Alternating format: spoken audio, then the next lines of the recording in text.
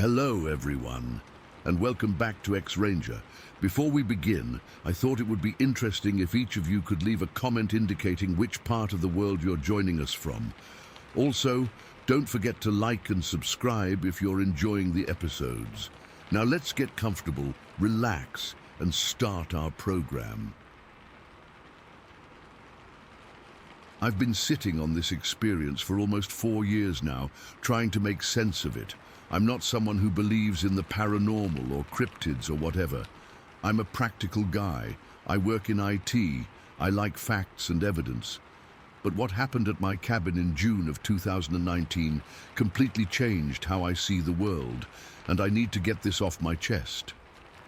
For some background, I had bought this small piece of land outside Emporium, Pennsylvania, back in 2016.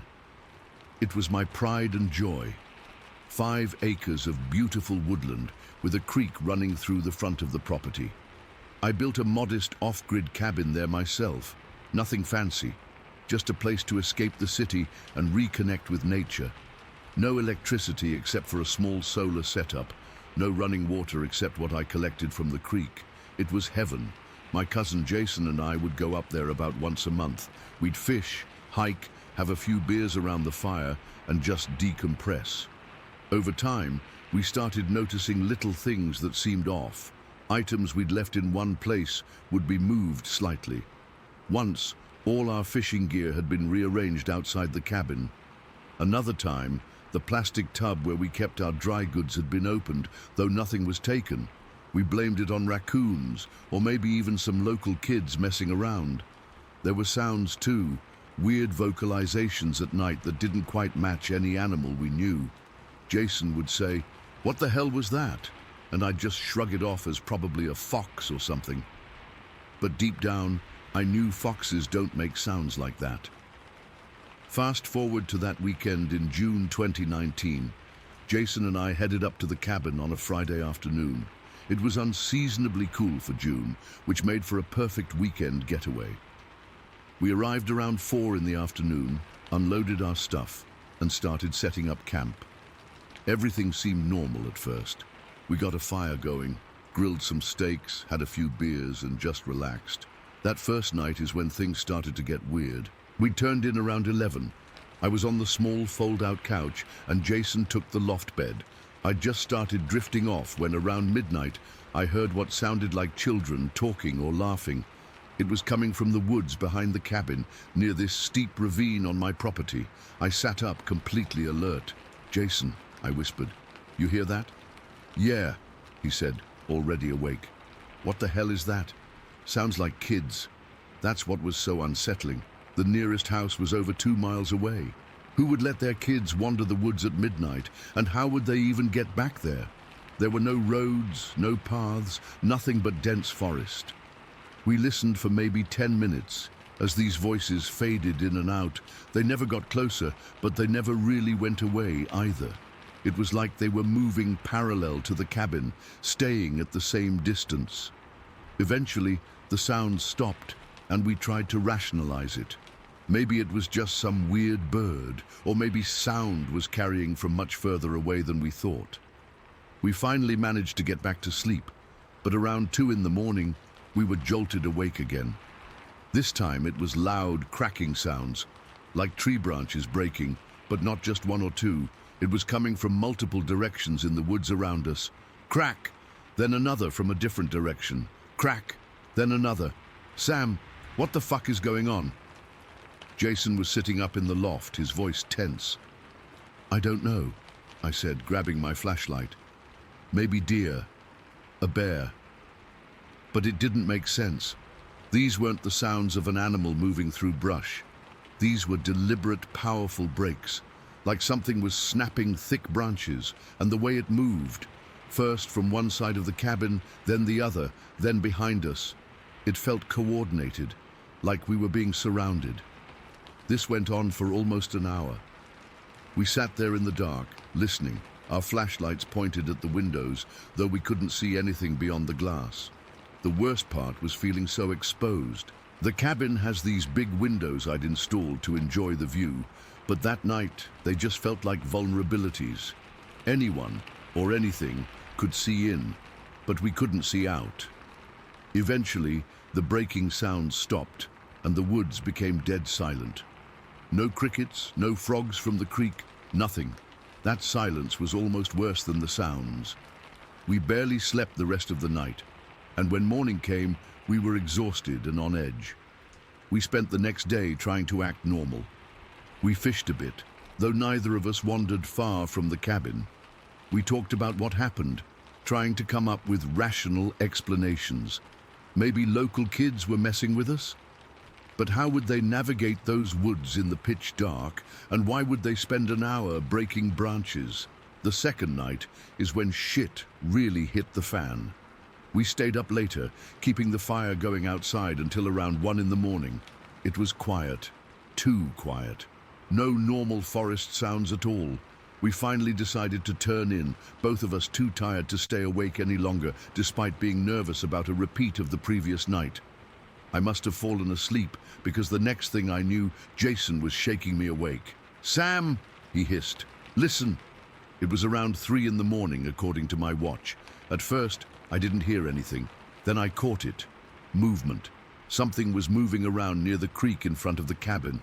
Heavy footsteps, branches being pushed aside. Whatever it was big. We froze, barely breathing, as the sounds got closer. Then it happened. This howl. I don't even know how to describe it properly. It wasn't like a wolf or a coyote. It was deeper, more guttural, and it had this quality to it that felt almost human, but not quite. And it was loud. So loud it seemed to vibrate through the cabin walls. But what made it truly terrifying wasn't just the volume or the strange quality of it, it was the emotion behind it. This thing sounded angry, pissed off, like it was letting us know we weren't welcome. Jason and I were paralyzed. I've never felt fear like that. It was primal, like my body knew exactly what was happening even if my mind couldn't process it. The hair on my arms stood up, and I felt cold sweat breaking out all over. Then came the running. Something massive was charging toward the cabin. The ground literally trembled. It sounded like it was coming straight for us, and all I could think was that the flimsy cabin door wouldn't stop whatever this was. At the last second, it veered off, crashing through the underbrush to the east of the cabin. We could hear it tearing through the forest, snapping branches and brush as it went. Then, more howls answered from different directions, further away but similar in that same unnatural quality. "Fuck this," Jason said, his voice shaking. "We're leaving at first light." I agreed immediately. Neither of us slept another minute that night. We sat in the main room of the cabin, backs against the wall furthest from the windows, with my hunting rifle across my lap. I'm not even a hunter. I'd bought it for protection against bears, but I doubted it would do much good against whatever was out there. As soon as there was enough light to see, we packed our stuff in record time. Before leaving, I made Jason come with me to check around the cabin. I needed to see if there was any evidence of what had happened. What we found chilled me to the bone. About 50 yards behind the cabin, several branches had been snapped clean off trees, not broken by wind or fallen, but deliberately snapped off about 7 feet up. These weren't small branches either. Some were 3 or 4 inches thick, and the breaks were clean, not splintered like they'd be if they'd fallen naturally. The worst was a tree about the size of a utility pole that had been broken halfway up, not knocked over, not uprooted, but literally snapped in half maybe 12 feet off the ground. The top half was laying on the forest floor. Nothing I know of could do that, except maybe a tornado, and the weather had been perfectly calm. We also noticed something I hadn't seen before. Worn down areas through the underbrush, faint trails that didn't exist when I'd built the place. They seemed to form a perimeter around my property, like patrol routes. That was enough for us. We threw our stuff in my truck and got the hell out of there. On the drive home, we tried to process what had happened. Jason was convinced it was a Sasquatch. I wasn't ready to go there yet. It seemed too crazy, but I couldn't come up with any other explanation that fit. Over the next few weeks, I did some research. I reached out to local hunters and old-timers in Emporium, Most laughed it off, but a few got real quiet when I described what happened. One old guy at the general store just nodded and said, "Yep, they've been in those woods for generations. Best to leave them be." I found similar accounts online from others in the Pennsylvania woods. The wood knocks, the eerie howls, the feeling of being watched. It was the children's voices that really got to me, though. Apparently that's a thing. Sasquatch mimicking human voices to lure people or confuse them. I never went back to the cabin. Couldn't bring myself to do it. I put the land up for sale 3 months later, taking a loss just to be rid of it. Jason still gives me shit about it sometimes, saying we should have set up cameras and gone back, but he didn't argue too hard when I decided to sell. I still have nightmares about that howl and the sound of something massive charging toward us in the dark. Whatever was in those woods, it wasn't just an animal. It felt intelligent, like it was sending us a message. I'm not asking anyone to believe me. Hell, sometimes I still try to convince myself it was all just bears or locals messing with us. But deep down, I know what I experienced. Those woods weren't just home to deer and raccoons. Something else was living there, something that didn't want to share the space with us, and it made damn sure we knew it. Story 2. I've never talked much about what happened that night. My son has pretty much blocked it out entirely. But with these sightings coming up in the news again, I feel like I need to share what we experienced. I still get chills thinking about it. It was August 9th, 2002. My son Kyle was 16 then, really into astronomy and all that science stuff. He'd been going on for days about this meteor shower that was supposed to be happening. The Perseids, I think they called it. Living in Springfield with all the lights. You can't see much in the night sky, so I agreed to drive him somewhere darker. We left around 1:30 in the morning. Kyle was so excited he practically bounced out to the truck. I remember feeling tired but happy to see him enthusiastic about something other than video games for once. His mum had passed away 3 years earlier, and these father-son moments felt important, you know? We headed south out of town on those backcountry roads. I knew a good spot about 20 miles out, this long, sloping hill with a gravel access road that ran along the top.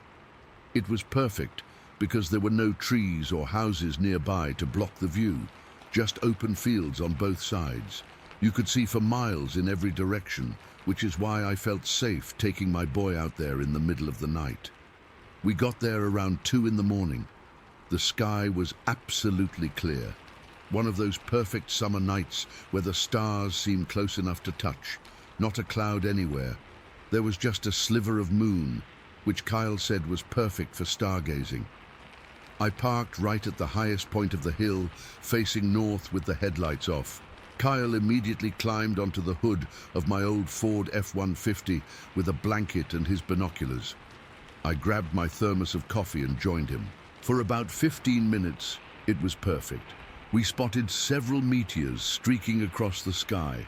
Kyle would point them out, explaining something about the Earth passing through comet debris. I was just enjoying the peace and the time with my son. That's when I noticed something odd in the field to our south, downhill from where we were parked. At first, it was just movement that caught my eye. Something large and dark shifting against the slightly lighter background of the field. I squinted, trying to make it out better. "You see something, Dad?" Kyle asked, still looking up at the stars. "Not sure," I muttered, leaning forward. I couldn't quite figure out what I was looking at. It was definitely big, maybe 7 or 8 feet tall, and moving in this weird pattern across the field, kind of zigzagging rather than walking in a straight line. And it was upright, not on all fours like a cow or deer would be. My first thought was maybe some local kids were out messing around, but something felt off. The way it moved wasn't right, not like a person at all. Too fluid, too, I don't know, purposeful. Just then, Kyle grabbed my arm and pointed excitedly at a particularly bright meteor.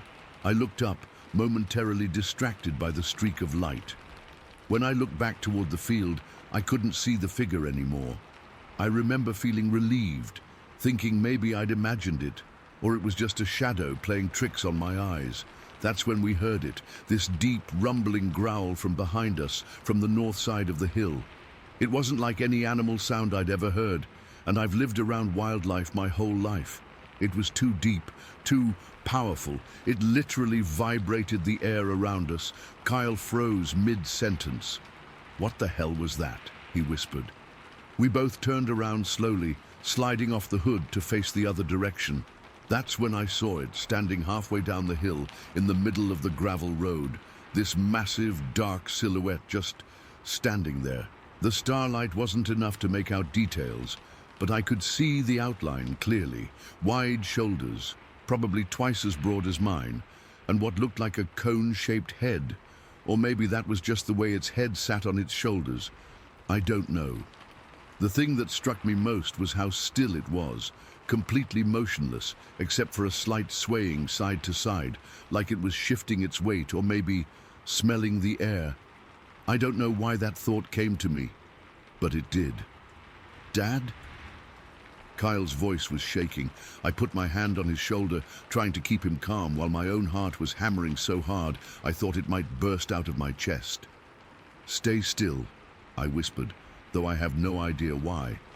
It clearly knew we were there. Then it started walking up the hill toward us. The way it moved was all wrong, smooth and steady, but each step covered more ground than seemed possible. And the weirdest thing, I couldn't hear its footsteps on the gravel, not a single crunch or shift of stones. Nothing, just this massive figure getting closer and closer in complete silence. I'm not a small man, 6'2", 200 pounds, but this thing made me feel tiny.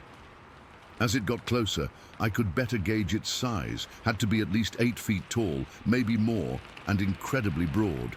Not fat, but built, powerful. When it was maybe 75 yards away, it stopped again and let out another growl. This one was louder, deeper, and seemed to roll up from somewhere deep inside it. I swear I felt it more than heard it, like bass from a speaker vibrating in your chest. But there was something else in that sound, something that made every hair on my body stand up. It wasn't just a noise, it felt like a warning. By now, Kyle was trembling next to me. I was trying to decide what to do. Get in the truck? Make noise? Run? But something told me any sudden movement would be a very bad idea. The creature, and I know how this sounds, but there's no other word for it, started moving again. Same steady pace, same silent steps on the gravel that should have been crunching loudly under its weight. Now it was maybe 40 yards away. Close enough that I could see it was covered in something dark, fur or hair, I think, and its arms hung longer than a person's would, almost to its knees. When it was just 3 or 4 car lengths away from us, Kyle lost it. "Dad, we need to go now," he shouted, yanking open the passenger door. I didn't need to be told twice. I practically dove into the driver's seat, fumbling with my keys. The whole time, I kept my eyes on that thing through the windshield. It had stopped moving when Kyle yelled, just stood there, swaying slightly. I swear it tilted its head like it was curious about our reaction. The truck started on the first try, thank God. I threw it in reverse, spun around in the gravel, and punched the gas. Rocks flew everywhere as we tore down that hill, and I didn't slow down until we hit the main road back toward town. Kyle was crying beside me, something I hadn't seen him do since his mom's funeral. "What the fuck was that?" he kept saying. "What the fuck was that?" I had no answer. We drove all the way home in silence after that, both of us just staring straight ahead. When we got home, neither of us mentioned what happened. We went to our rooms, and in the morning, it almost felt like a nightmare, except I knew it wasn't. I waited 2 days before going back. Kyle refused to come with me, and I didn't blame him. I went mid-afternoon when everything was bright and safe. The hill looked completely normal in daylight, just a gravel road running along the top of a gentle slope with fields on either side. I parked in the same spot and got out, scanning the area. That's when I noticed something I hadn't realized that night. There was a barbed wire fence running between the field and the road on the north side, about 4 feet high, with 3 strands of wire. Whatever came up that road toward us would have had to cross that fence first. And it had done it silently. I walked down the hill looking for tracks in the gravel, but there was nothing obvious.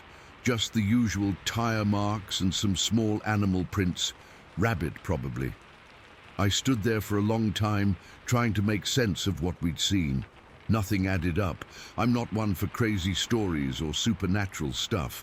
I've been a mechanic for 30 years, firmly grounded in the real world, but I know what we saw wasn't a bear. We don't have them around Springfield anyway. It wasn't a person in a costume. No one could move like that or make those sounds. It wasn't a cow or any other animal I've ever encountered. For a while I tried to convince myself it was just shadows and fear playing tricks on us. But then why did both of us see and hear the same thing? Why did it affect us so deeply? Kyle stopped wanting to go stargazing after that night. He lost interest in astronomy altogether, actually. As for me, I don't drive country roads at night anymore if I can help it. It's been over 20 years now, and I still wake up sometimes hearing that growl in my dreams. I've never talked about it publicly before. What would I say? That my son and I saw some giant upright creature in the middle of nowhere, Texas, that it moved without making a sound and growled like nothing I've ever heard. People would think I was crazy, but I know what I saw, and I know it was watching us intentionally, maybe even hunting us. Sometimes I wonder what would have happened if we'd stayed just a minute longer, or if the truck hadn't started right away. The strangest part, in all these years, I've never felt comfortable going back to that spot after dark. I've driven past it in daylight plenty of times, and it's just a normal hill with a gravel road. But something changed for me that night. Some sense of safety I used to have is gone. I still can't explain what we encountered on that hill. All I know is that it was real, it was massive, and for those few minutes, we were completely at its mercy. I've spent my life around animals, grew up on a farm, hunted since I was 12, and nothing in nature moves or sounds like what we saw that night. Nothing. So that's my story. Take it for what it's worth. I'm not trying to convince anyone of anything. I just needed to finally get it off my chest after all these years. But I'll tell you this, if you're ever out in the country around here watching meteor showers, keep your eyes on the ground as well as the sky. And if you hear that growl, don't stick around to see what makes it. Story 3. I still get goosebumps when I think about what happened that summer at the Boy Scout Jamboree in Montana. I was 11 years old, just a scrawny kid with more energy than sense, obsessed with earning badges and exploring the wilderness. It's been over 20 years, but I remember that day like it was yesterday. The day that changed how I look at the world forever. The Jamboree was this massive gathering of troops from all over the state. We'd set up at this beautiful campground near a river, surrounded by dense forest and mountains in the distance. I'd been paired with my buddy Josh for most activities. We weren't from the same troop originally, but we clicked right away. Both of us were the types who couldn't sit still, always wanting to explore beyond the boundaries. It was our third day at the Jamboree. The afternoon activities had just ended, and we had about 2 hours of free time before dinner.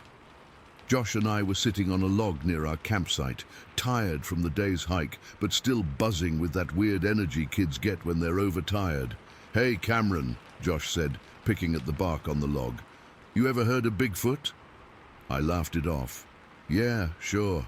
My dad watches those cheesy documentaries all the time." "No, but seriously," he pressed, lowering his voice even though no one was around. "My cousin went camping last year up near Glacier and swears he saw something in the woods. Not a bear, not a person, something else." I rolled my eyes, but I could tell Josh was being serious. "You actually believe in that stuff?" "I don't know," he shrugged. "But this place seems like somewhere one might live, don't you think? All these forests, not many people." I was about to make another joke when he stood up. "Let's go check out the river. I saw a cool spot earlier when we were hiking." That's how it started. Just two bored kids looking for adventure during free time.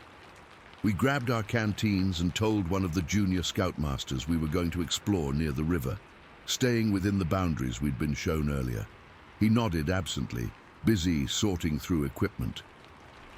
We followed a trail that ran parallel to the river for about half a mile. The camp sounds faded behind us. No more shouts from the volleyball games or laughter from the other scouts. Just the rushing water and birds overhead. The trail eventually curved closer to the riverbank, and Josh pointed to a spot where a massive tree had fallen, creating a natural barrier between the trail and the water. "Let's check it out from there," he whispered, suddenly serious. I didn't understand why he was whispering, but something about his tone made me lower my voice too. "What are we looking for exactly?" I asked, as we made our way carefully toward the fallen tree. "I don't know, just anything unusual." We crouched behind the log, which was covered in soft moss and surrounded by ferns. The river wasn't very wide at this point, maybe 30 or 40 feet across. On the other side was another dense patch of forest, the trees growing almost right up to the water's edge. It was peaceful, the late afternoon sun filtering through the canopy above us. We'd been sitting there for maybe 10 minutes, just watching the water and talking quietly about the activities planned for tomorrow, when Josh suddenly grabbed my arm. His fingers dug in so hard it almost hurt. "Cam," he hissed, "look over there." I followed his gaze to the opposite bank, and that's when I saw it. At first I thought it was just a shadow, or maybe a bear standing on its hind legs. But as my eyes focused, I realized it was neither of those things. Standing at the edge of the tree line on the opposite bank was a figure. It was tall, at least 6 feet, maybe more, and covered completely in dark brown, shaggy hair. Not fur like a bear, but longer, more like human hair. It stood perfectly upright on 2 legs, its posture unmistakably bipedal. My first thought was that it was another scout playing a prank. But as I watched, I knew that wasn't possible. The way it moved was too fluid, too natural. No costume could capture that kind of movement. We stayed absolutely still, barely breathing. I remember feeling Josh trembling beside me, or maybe it was me who was shaking. The creature hadn't noticed us, partially hidden as we were behind the fallen log with ferns around us. What happened next is what has stayed with me all these years. The creature, I still don't know what else to call it, reached up to a bush beside it and began to carefully, deliberately pluck individual leaves from the branches. It wasn't tearing at them or grabbing handfuls like a bear might. Its movements were precise, almost delicate. It would select a specific leaf, pinch it between what looked like a thumb and forefinger, pull it free, and then bring it to its mouth. I remember thinking how strangely human the action was. The dexterity it displayed was incredible, not something you'd see from any animal I knew of.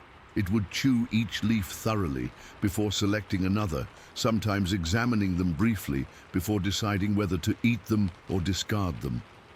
This continued for maybe 2 or 3 minutes, though it felt like hours. My heart was pounding so hard I was certain the creature would hear it. Josh and I didn't move a muscle or make a sound.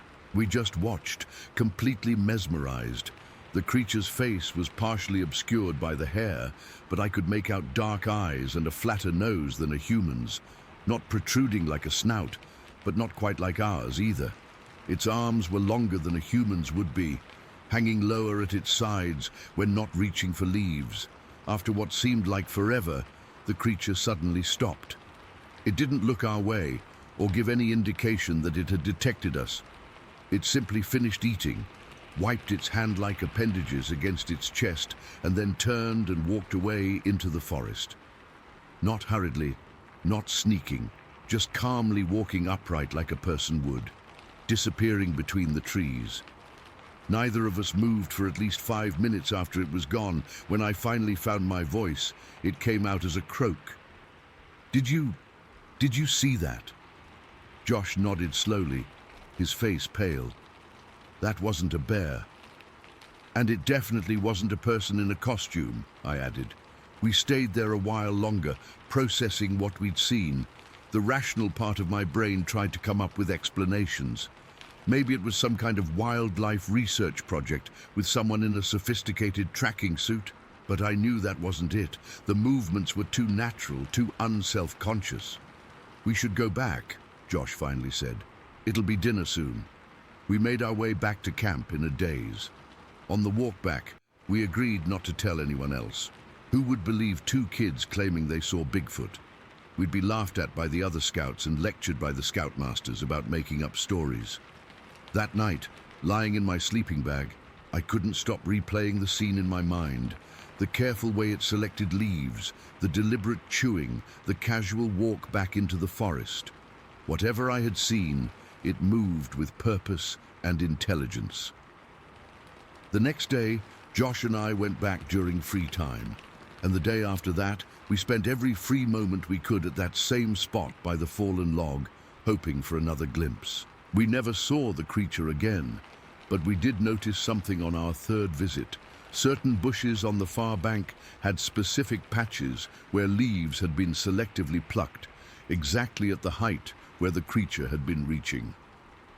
On our last visit before the jamboree ended, we actually dared to cross the river at a shallow point about 100 yards upstream and examine the area where it had stood.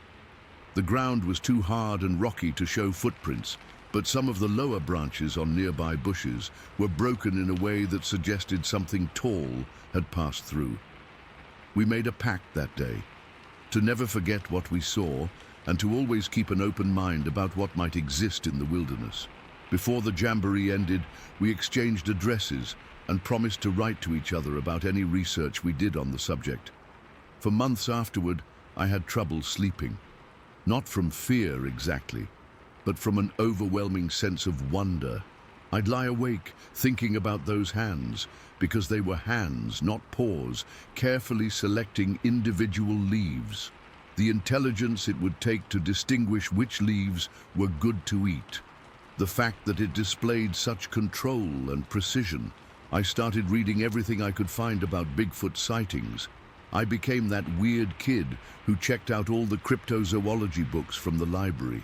Most of the accounts I read described brief glimpses or frightening encounters, but very few mentioned the creature displaying the kind of dexterity and deliberate behavior I had witnessed. As I got older, I told fewer people about what I saw. The ridicule wasn't worth it. Josh and I kept in touch for a few years, exchanging letters about new Bigfoot theories or sightings reported in the news. But eventually, we lost contact, as kids often do.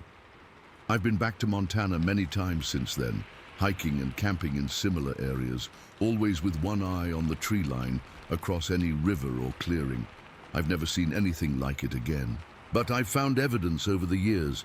Strange broken branches too high for deer, tufts of unidentifiable hair caught on bark, and once a clear handprint in mud that was much larger than mine, but unmistakably similar in shape. I'm 34 now, with a job and a life that has nothing to do with that summer day, but I still get that same feeling of wonder when I'm in the woods.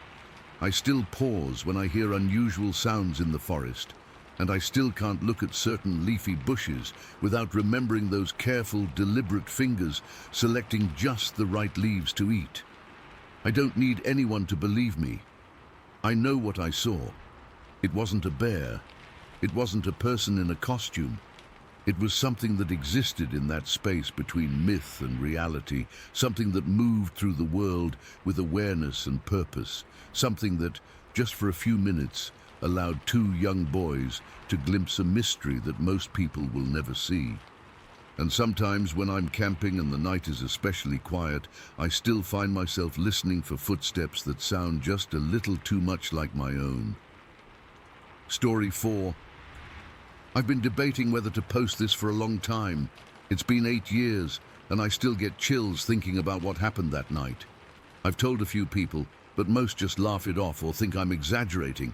I need to get this off my chest, and maybe someone here has experienced something similar. This happened back in May 2015, when I was 18 and in my senior year of high school. I lived with my parents in Traverse City, Michigan, in a house directly across from Hampton Park. Not the actual name, but close enough. It's this big public park with tons of tall trees, winding trails, and dense wooded areas. Growing up there my whole life, I knew every inch of that park. I'd spent countless hours playing there as a kid, riding bikes with friends and just hanging out. It was basically my backyard. That night, I was up late working on a final project for my environmental science class.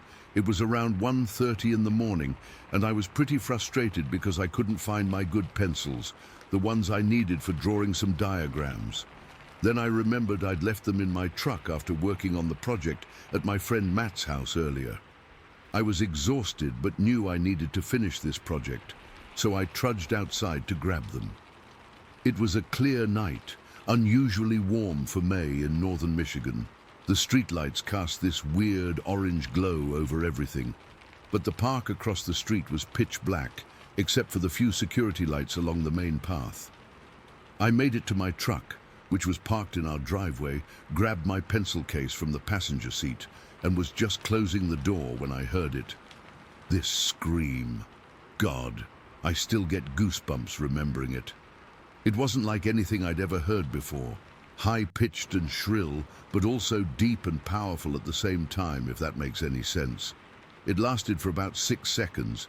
Yeah, I counted because I was completely frozen in place.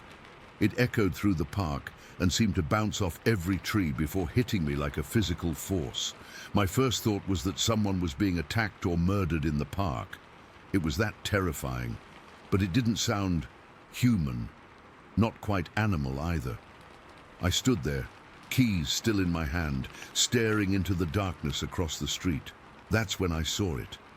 Between the trees, maybe 100 yards into the park, something was moving.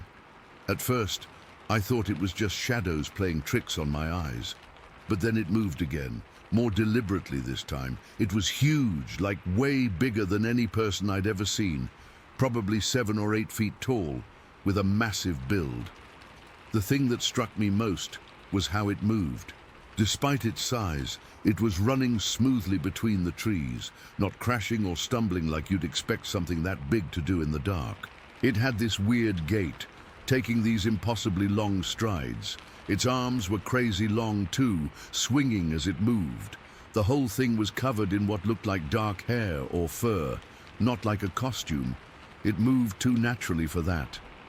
In the dim light from the distant park lamps, I could see the hair moving with its body. I couldn't make out its face clearly, thank God. But I got the impression of a somewhat flattened face with a heavy brow. The proportions were just wrong. Like a human, but not human. It was moving parallel to the street for a few seconds, and then it suddenly changed direction and disappeared into the thicker woods at the edge of the park. The whole sighting probably lasted less than 20 seconds, but it felt like forever. Once it was gone, the spell broke. My heart was pounding so hard I could hear it in my ears. I ran back to the house, fumbling with my keys, dropped them, picked them up with shaking hands, and finally got inside. I locked the door, then double-checked it, then checked all the other doors and windows too. I sat in the living room with all the lights on for the rest of the night. There was no way I was going back to sleep. I kept replaying what I'd seen in my head, trying to make sense of it. Was it a guy in a costume? But who would be dressed like that, running through a park at 1:30 in the morning? And the way it moved. No costume could mimic that fluid motion. A bear maybe, but it was definitely walking on 2 legs the entire time, and Michigan black bears don't get that big. When my parents got up for work around 6, I was still sitting there, completely wired. I told them what happened, stumbling over my words because I knew how crazy it sounded. Dad immediately suggested it was probably just a cat. We had some pretty big feral cats in the neighborhood. Mom thought maybe it was a deer and my tired brain just misinterpreted what I saw, but they didn't hear that scream. They didn't see how it moved. Later that day, after catching a couple hours of sleep, I started looking up animal sounds online. I went through everything: cougars, bears, foxes. They can make some freaky sounds. Even people screaming. Nothing matched. Then I stumbled on a recording of supposed Bigfoot vocalizations. I was skeptical. I'd never given much thought to Bigfoot or any of that stuff before. But when I played one particular recording labeled as a Sasquatch scream from Oregon 2013, My blood went cold. It was almost exactly what I'd heard the night before. The same pitch, the same duration, the same unnatural quality that seemed to be somewhere between human and animal. That sent me down a rabbit hole. I spent hours researching Bigfoot sightings in Michigan. Turns out there are hundreds of reports, especially in the Upper Peninsula, but quite a few from the northern Lower Peninsula too, where Traverse City is. Many descriptions matched exactly what I saw: the height, the gait, the long arms, the dark hair. Over the next few weeks I kept a close eye on the park. I never saw the creature again, but I started noticing things I'd never paid attention to before. There were broken branches high up in trees, like 15 feet off the ground. Who or what could reach that high? I found a couple of areas near the edge of the woods where it looked like something heavy had been bedding down in the undergrowth. About a week after my sighting, after a rainy night, I worked up the courage to check the muddier areas along the park's edge. That's when I found them. Footprints, 3 of them, partially filled with water, but clearly visible in the mud. They were huge, easily 15 inches long, with 5 toes and a shape that was somewhat human-like, but wider and with a different arch. I ran home and grabbed my phone to take pictures. When I got back, I put my size 11 boot next to one for comparison. The print dwarfed my boot. I took several photos from different angles and spent that night comparing them to Bigfoot track images online. The similarities were undeniable. When I showed the pictures to my dad, he just shrugged and said it was probably some kids playing a prank, making fake footprints. Mom suggested it could be where several deer tracks had overlapped and created a larger impression. I knew they were just trying to rationalize it, and honestly, I couldn't blame them. I did tell a few friends at school. Most reacted exactly like my parents, with dismissive explanations or jokes about me staying up too late. But my friend Chris got really interested. His uncle was a hunter who spent a lot of time in the UP, and according to Chris, his uncle had seen something similar while out hunting a few years back. He'd never told anyone except family because he didn't want people thinking he was crazy. That summer, before leaving for college, I spent a lot of time watching the park, especially around dusk and dawn.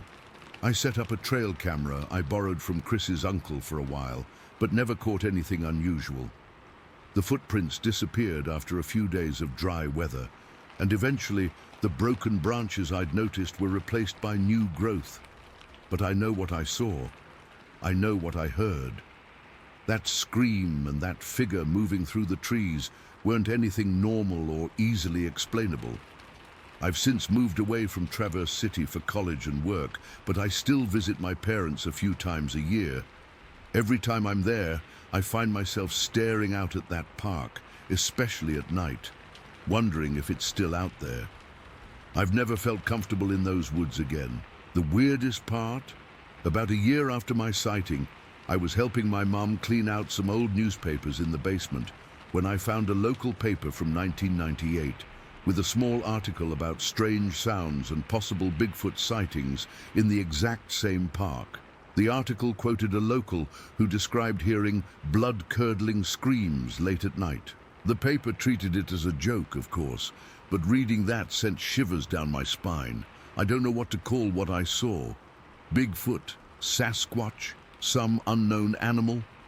All I know is that it was real, it was huge, and it didn't belong in any zoology textbook I've ever seen. Sometimes I try to convince myself it was just my imagination, stress from finals, or my eyes playing tricks on me. But then I remember that scream, and I know better. I still have those footprint photos saved on an old hard drive. I've thought about posting them here, but I'm not ready for the ridicule. Maybe someday. For now, I just wanted to share my experience and see if anyone else has encountered something similar in Michigan. Because whatever I saw that night, I'm sure I'm not the only one who's seen it. Story 5. I've been reluctant to post this anywhere, but after reading so many similar accounts on here, I feel like maybe I'm not crazy after all. This happened in late May of 2015, and I still can't explain it. I was staying with my grandparents outside Cave Junction, Oregon. Their place is pretty isolated, one of those houses at the very end of a dirt road that winds through dense woods, mostly pine and alder trees. My grandparents have lived there for over 40 years, and I'd spent summers there since I was a kid. That evening, I decided to take their German Shepherd Daisy for a walk. It was around 8 o'clock, still light out, but getting dimmer.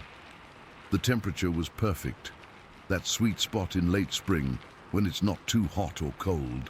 My grandpa had warned me not to go too far since it would be getting dark soon, but I figured we'd just do our usual loop down the road and back. Daisy was excited as always, trotting ahead of me and sniffing everything. The road is basically just 2 dirt tracks with grass growing in the middle, and it's super quiet out there. You can hear every little noise in the woods, squirrels jumping between branches, birds calling, the works. I wasn't really paying attention to anything specific, just enjoying being outside after dinner. We got about half a mile from the house when Daisy suddenly stopped dead in her tracks, and I mean dead, like someone had hit a pause button. Her ears perked up, and she started staring intensely into the trees on the right side of the road. Then she let out this bark. Not her normal, "Hey, I see a squirrel" bark, but something deeper and more urgent. Before I could process what was happening, she backed up against my legs and started growling. I'd never heard her make that sound before.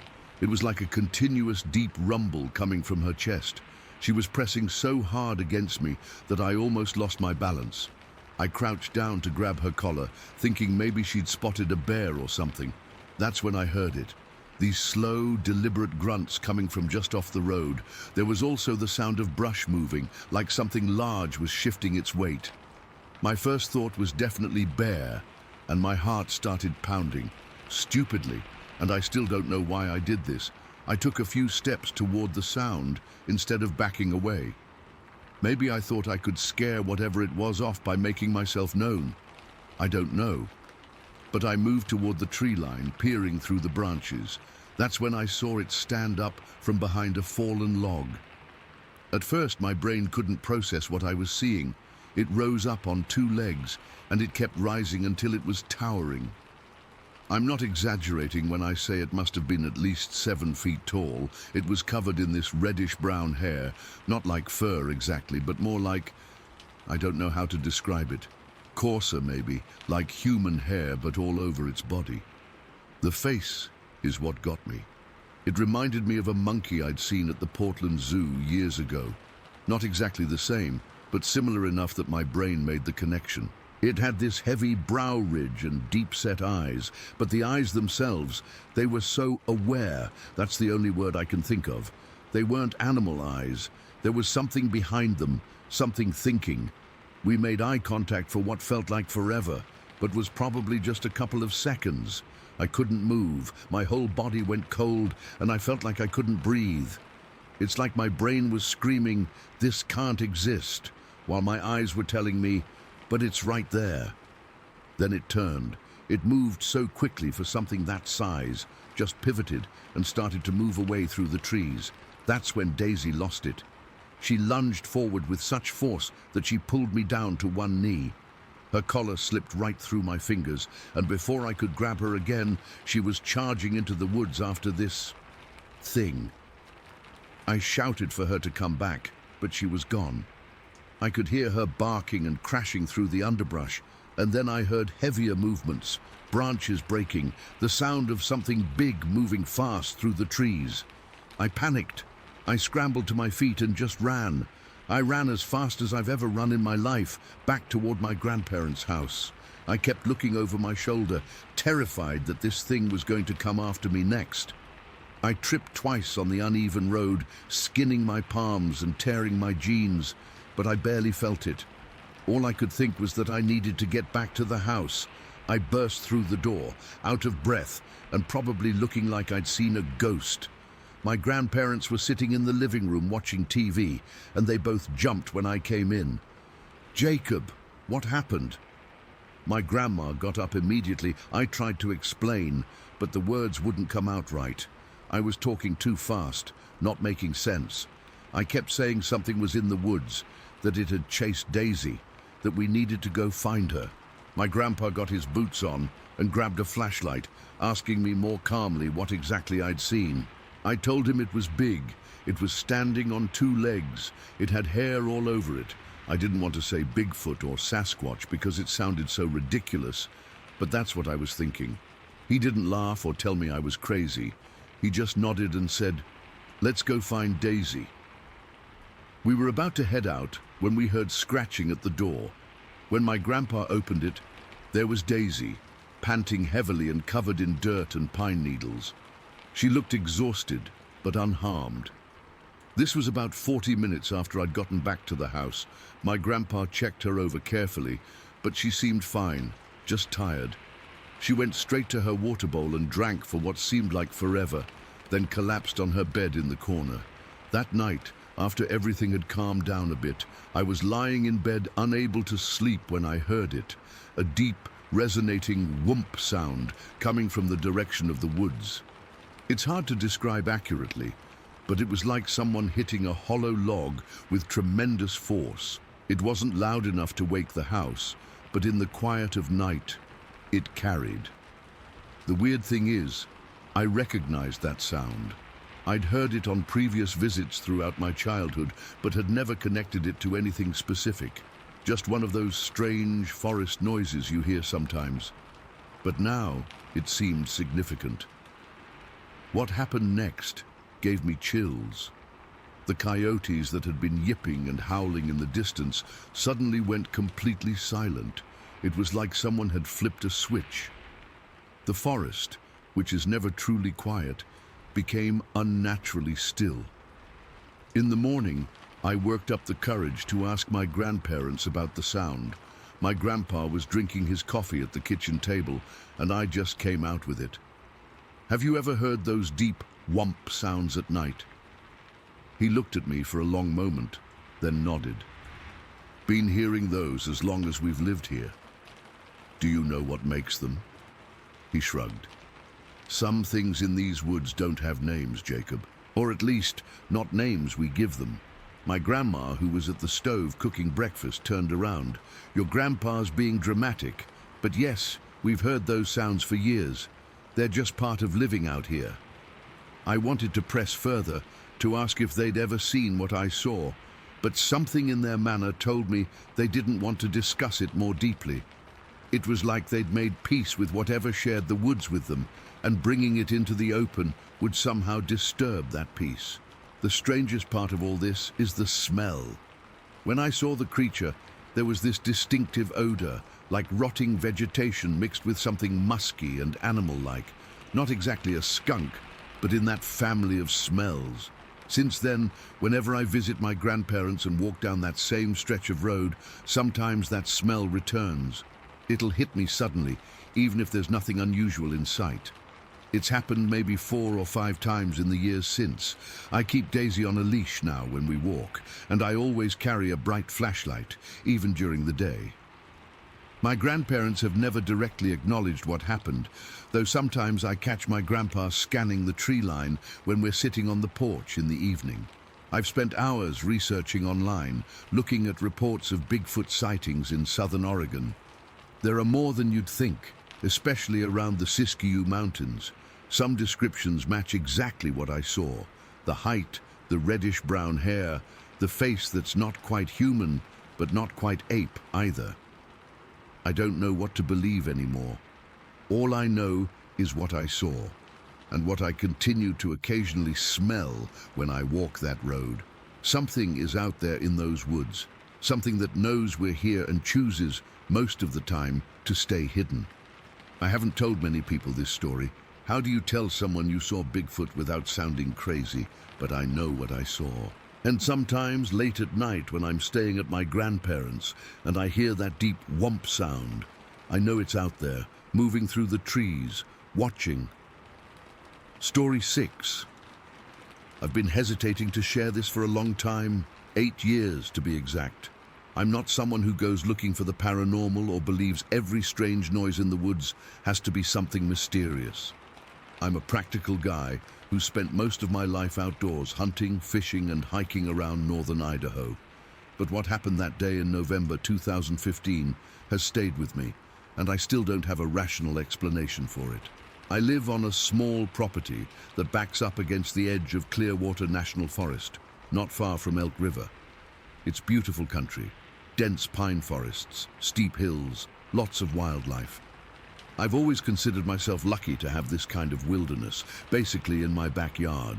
That November morning was cool and overcast, typical for that time of year.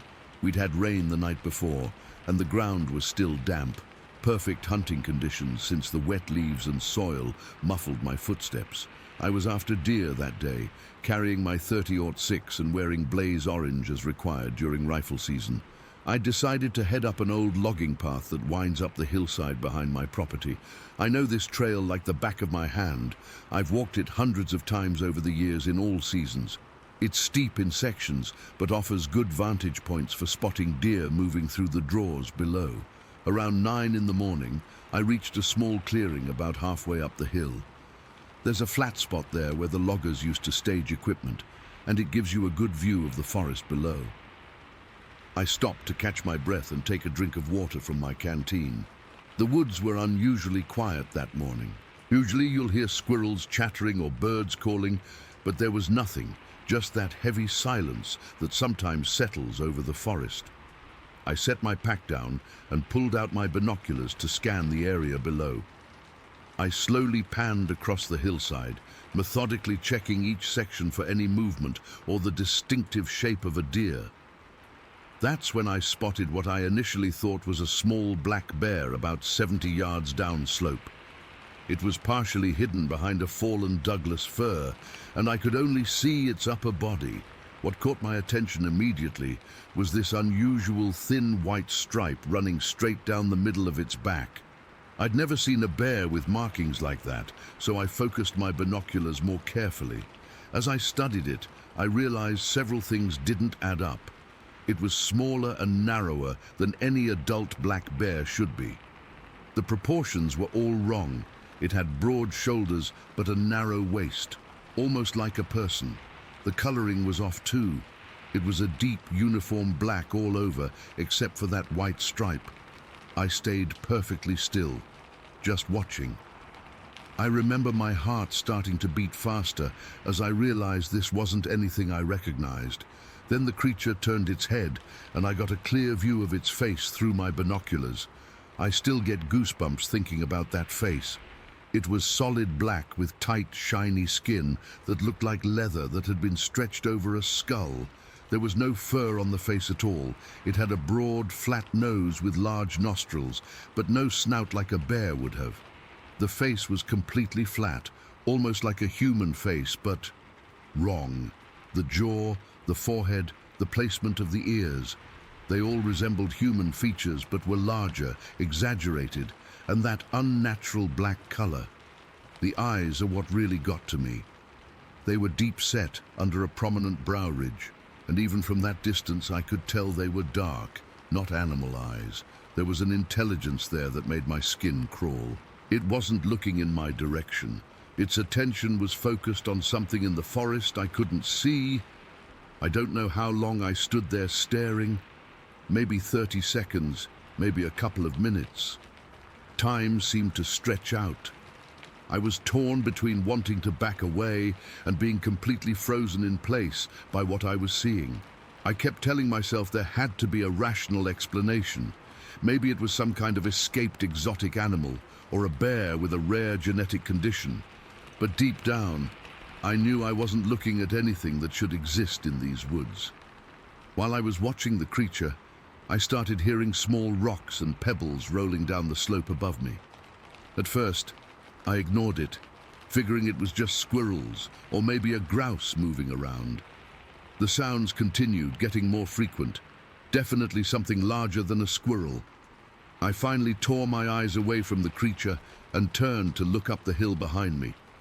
There was nothing there, at least nothing I could see, just trees and brush and the continuation of the logging path winding upward. But I couldn't shake the feeling that something was watching me. The hair on the back of my neck stood up, and I had this overwhelming urge to leave. Now, when I turned back to look at the creature again, it was gone, completely vanished. There had been no sound, no cracking branches, no rustling leaves, nothing to indicate it had moved away. It had simply disappeared. I raised my rifle and looked through the scope, scanning the area where it had been, but there was no sign of it. I waited another 15 minutes, barely breathing, just watching and listening. Nothing moved. The forest remained eerily silent. Eventually, I shouldered my rifle and started making my way back down the trail toward my property. I moved slowly, constantly checking over my shoulder and scanning the woods around me. I didn't run, but I didn't waste any time either. When I got home, I immediately started researching what I might have seen. I've lived in these woods my entire life, and I'm familiar with every animal that should be here. This wasn't a bear, wasn't a moose, certainly wasn't a deer. It wasn't a person in a ghillie suit either. No hunter would dress in solid black during rifle season unless they had a death wish. Besides, the proportions and that face were all wrong. That's when I remembered something else. Earlier that year, during bow season in September, I'd been in that same area at dusk when I heard the strangest vocalizations coming from the ridge above me. They weren't elk bugling or coyotes or anything I recognized. They were almost like whoops or calls that would start low and rise in pitch. At the time, I'd written it off as maybe other hunters trying to call elk or just some weird acoustics in the canyon. But after what I saw, I started wondering if there was a connection. I've never told many people about this. My wife knows, and a couple of close hunting buddies, but that's it. I was afraid people would think I was crazy or had been drinking or something, but I know what I saw. I was stone cold sober. It was broad daylight, and I had a clear view through quality optics. Since that day, I've changed how I hunt that area. I don't stay until dark anymore. I'm more careful about checking my surroundings. I've set up trail cameras in a few spots, though I've never captured anything unusual on them. A few times, I found strange broken branches high up in trees where no person could reach without equipment. And once I found a series of footprints after a light snow that were huge, easily 16 inches long, but they disappeared at a rocky outcropping where I couldn't follow them. I've done enough research now to believe what I saw that day was a juvenile Sasquatch. That white stripe down the back apparently isn't uncommon in younger specimens, according to what I've read from other witnesses. The size, the proportions, that face, it all fits with other accounts. The thing that still bothers me the most is those rocks rolling down the hill behind me. I'm convinced now that there was a second creature up there, possibly an adult, watching me while I was watching the younger one. The thought that something that large could be so close without me detecting it is what really keeps me up at night. How many times have I been in those woods thinking I was alone when something was watching me from just out of sight? I still hunt those woods. I still hike there. It's my home, and one strange encounter isn't going to change that. But I'm more aware now, more cautious, and every time I reach that flat spot on the logging trail, I pause and scan the forest below, half expecting to see that black figure with the white stripe again. So far, I haven't. But sometimes, when I'm up there alone, I still get that feeling of being watched. And sometimes, just at the edge of hearing, I think I catch those same whooping calls echoing across the canyon at dusk. I don't have proof. I don't have photos. All I have is what I saw with my own eyes, and the absolute certainty that there are things in these forests that science hasn't explained yet. Maybe someday I'll have another encounter and be better prepared to document it. Until then, all I can do is share my experience and wonder how many others have seen similar things, but like me, hesitated to tell anyone about it. Story 7. I've been going back and forth about whether to post this for a while now. Part of me just wants to forget the whole thing, but I can't stop thinking about it, especially on rainy nights. I figure putting it down might help me process it. This happened back in October 2016, just after my husband James and I had moved from Alaska to Michigan. For context, we'd been living off-grid in Alaska for almost 10 years. We weren't total wilderness people or anything, but we were definitely comfortable with isolation and wildlife. We'd dealt with bears, moose, wolves, you name it. Our two Akitas, Coda and Denali, were basically our security system up there. Those dogs are fearless. I've seen Coda chase off a black bear without hesitation. They're not just pets, they're working dogs bred for guarding and protection. Anyway, we decided to move back to the lower 48 to be closer to family. We found this rental cabin on the edge of the Huron-Manistee National Forest in Michigan. It seemed perfect, secluded at the end of a long dirt road, surrounded by thick forest, no neighbors in sight. The nearest gas station was about 10 miles away. We liked our privacy and were used to living that way. The cabin itself was nothing fancy. 2 bedrooms, a small kitchen, living area, and a covered front porch. It sat in a small clearing with dense woods on 3 sides. The landlord mentioned the porch light was broken, but we weren't too concerned. We had flashlights and headlamps from our Alaska days. We'd been there maybe 3 weeks when it happened. It was a Wednesday night in late October, absolutely pouring rain, the kind of heavy, constant downpour that makes you grateful to be inside.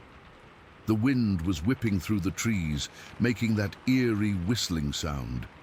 James and I were sitting in the living room around 11 at night. I was reading, and he was cleaning his hunting knife. The dogs were sleeping by the wood stove like they always did. Without any warning, both dogs suddenly jumped up, and I don't mean they just got up. They launched themselves toward the front door. Their hackles were raised, and they started this intense, aggressive barking I'd rarely heard from them before. It wasn't their normal, alert bark. This was different, deeper, more urgent. James immediately got up, saying something like, "What the hell?" He grabbed the flashlight we kept by the door. I remember the dogs were practically climbing over each other to get to the door, barking non-stop. James opened the door just a crack, and the dogs immediately went silent. Not quiet, silent. They just froze in place, hackles still up, bodies rigid. That scared me more than the barking. These were dogs that had faced down predators without flinching, and now they were standing there like statues. James stepped onto the porch, but with the broken light and the heavy rain, he couldn't see much. He came back in looking concerned. "Grab my gun," he said quietly. James was a former military ranger, not the type to get spooked easily. Seeing him on edge made my stomach knot up. I got his firearm from the locked cabinet while he held the dogs back. They were still frozen, staring at the door. When I handed him the gun, I stepped up beside him at the door with a more powerful flashlight. That's when we heard it. This deep, heavy breathing coming from just outside the door. It wasn't like an animal panting. It was deliberate, slow. In and out, heavy. Like something large trying to breathe quietly but couldn't quite manage it. The sound was coming from the side of the door, where the porch wrapped around the corner of the cabin, just out of our line of sight. I can still hear that breathing in my head sometimes. It didn't sound like any animal I recognized from Alaska. It was too rhythmic, too controlled, almost human but not quite. James signaled for me to stay quiet. He slowly opened the door wider, weapon ready. I swept the flashlight beam across the porch. Nothing was there, but what we did see made my blood run cold. There were large, wet tracks across our wooden porch boards. Not animal prints. They were shaped like feet, human-like feet, but much bigger and broader than any human foot I'd ever seen. They almost looked like someone had been wearing thick, fuzzy slippers that were soaking wet. The tracks showed that whatever made them had walked right up to our window, stood there for a while, then approached the door, and finally moved away in what looked like one enormous step off the porch. James immediately went into protection mode. He stepped out, scanning the perimeter with my flashlight while I held the dogs back. They were still acting strange, tense, alert, but unnaturally quiet. James circled the entire cabin but found nothing else. When he came back in, we examined the tracks more carefully. I put my foot next to one for comparison. I wear a women's size 9.5, and my foot looked tiny next to these impressions. They were at least twice as wide and several inches longer. We decided to secure the cabin as best we could. James checked all the windows and doors while I tried to calm the dogs, but they wouldn't settle. Coda kept pacing between the door and the window, and Denali sat rigid, staring at the door. At one point, Denali even whined and backed away from the window, something I'd never seen him do before. Around 1 in the morning, I went to the bathroom and stepped in something wet. Denali had defecated on the floor. These were perfectly house-trained dogs that had never had an accident indoors since they were puppies. That's when I realized how terrified they actually were. Neither of us slept that night. We sat up with the dogs and our weapons, jumping at every sound the storm made. Around 3 in the morning, the rain finally started to let up, but the dogs remained on high alert. Just before dawn, Coda suddenly growled at the window, not a bark, just a low, sustained growl that made the hair on my arms stand up. James and I froze, listening. For a few seconds, I thought I heard that heavy breathing again, but it might have been the wind. James went to the window, but saw nothing. When morning finally came, we ventured outside to look for more evidence. The rain had washed away most of the tracks, leaving only faint impressions on the porch. But there was something else, a smell. It's hard to describe, but it was musky and strong, like wet animal fur, mixed with something else I couldn't identify. Not skunk, not bear, not anything I recognized from our time in Alaska. The smell seemed to linger around the side of the cabin where we'd heard the breathing. James found some broken branches at the edge of the forest about 20 yards from our cabin. They were snapped at around 7 feet off the ground, way higher than a deer could reach. Maybe it was from the storm, but the breaks looked fresh. We debated reporting it, but decided against it. What would we say? That something with big feet breathed outside our door? We had no real evidence, and I didn't want to be the crazy newcomers seeing monsters in the woods. For the next few days, we were on high alert. James set up some makeshift alarms around the perimeter, cans on strings, that kind of thing. We fixed the porch light immediately. I started bringing the dogs inside well before dark. Strangely, we never had another direct incident like that night. We stayed in that cabin for almost 6 more months before finding a permanent place, and nothing ever approached the cabin again, at least not that we detected. But the dogs never fully relaxed there. Sometimes they would suddenly sit up and stare at the door or a particular window, completely focused, like they were expecting something. Coda developed a habit of checking the perimeter of the yard before doing his business, something he'd never needed to do before. I've tried to rationalize it since then. Maybe it was a bear, though the footprints weren't bear-like at all. Maybe it was a person playing a prank, but who would be out there in that storm? And how would they make those tracks? And why would our experienced guard dogs react with fear rather than aggression? What bothers me most is the deliberateness of it all. Whatever visited us that night walked on 2 feet, came directly to our cabin, looked in our window, approached our door, and stood there breathing. It only left when we showed we were prepared to defend ourselves. It felt intelligent, purposeful.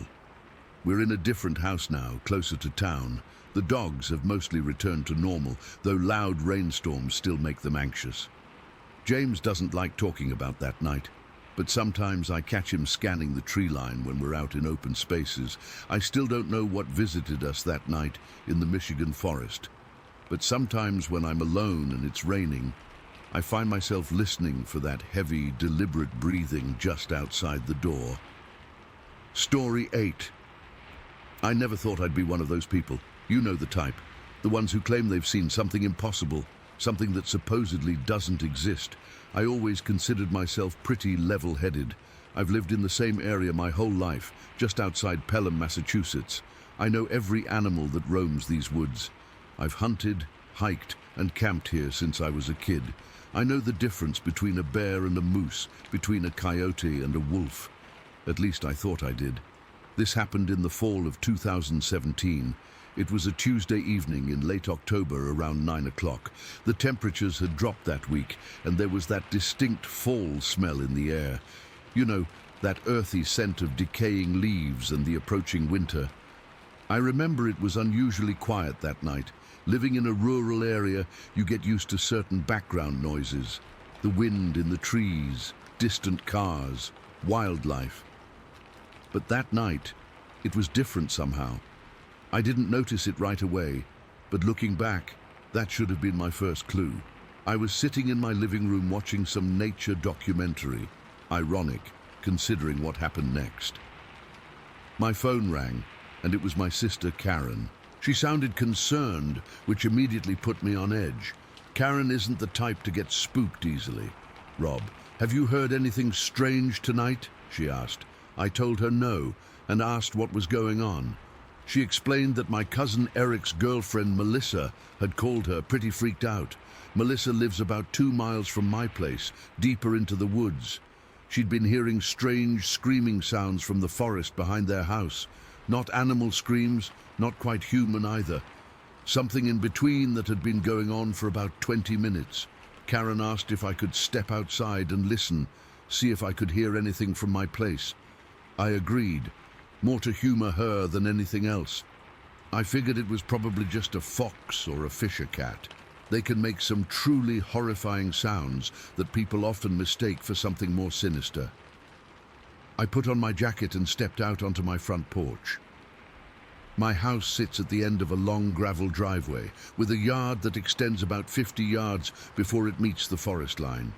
There's a big pine tree at the edge of my property that I've always loved. It's probably been there 100 years. Massive thing. The moment I stepped outside, something felt off. I can't really explain it other than to say the woods felt expectant, like the air itself was holding its breath. And it was the silence that hit me next. Complete, absolute silence. No chirping insects, no rustling leaves, no distant owls, nothing. Even the neighbors' dogs were quiet, which never happens. Those 2 German shepherds bark at literally everything. Mailman, squirrels, their own shadows. But that night, dead silence. I stood there on my porch, straining to hear anything unusual, and called Karen back. "I don't hear any screaming," I told her, "but it's weird out here, completely silent. Even the Sullivans' dogs aren't making a peep." Karen said Melissa had texted that the screaming had stopped about 5 minutes before. We talked for another minute or two, and I promised to call her back if I heard anything. After hanging up, I decided to stay outside a bit longer. Something about the silence was bothering me, and I couldn't put my finger on why. My porch light was on, casting a yellow glow over part of the yard, but beyond that circle of light, the darkness was almost complete. The moon was just a sliver that night, and clouds covered most of the stars. I stood there for maybe 10 minutes, just listening, feeling increasingly uneasy. That's when I noticed the movement by the pine tree. At first, I thought my eyes were playing tricks on me. You know how shadows seem to shift and move when you stare at them too long? That's what I told myself it was. But then I saw it again. Definite movement. Something was behind that tree. I squinted, trying to make out what it was. A bear, maybe? We get them around here sometimes, though they usually don't come this close to houses.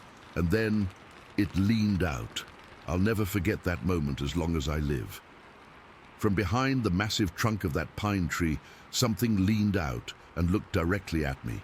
Even from that distance, maybe 50 yards, I could feel its gaze locked onto mine. My blood ran cold. Whatever this was, it was tall. Really tall. The lowest branches on that pine start about 7 feet up, and this thing's head was well above them. It was just watching me, not moving, not making a sound, just staring. I couldn't make out details in the dark, but I could see that it was covered in what looked like long hair or fur. Brown, I think, with a slight shimmer where the porch light caught it, but it wasn't a bear. Bears don't stand that tall, and they don't look at you like that, like they're thinking, considering. My heart was pounding so hard I could feel it in my throat.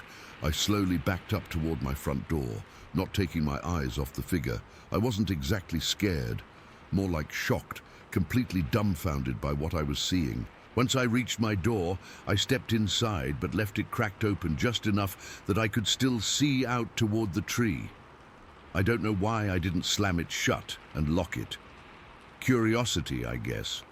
Or maybe some part of me needed to keep watching to confirm I wasn't hallucinating.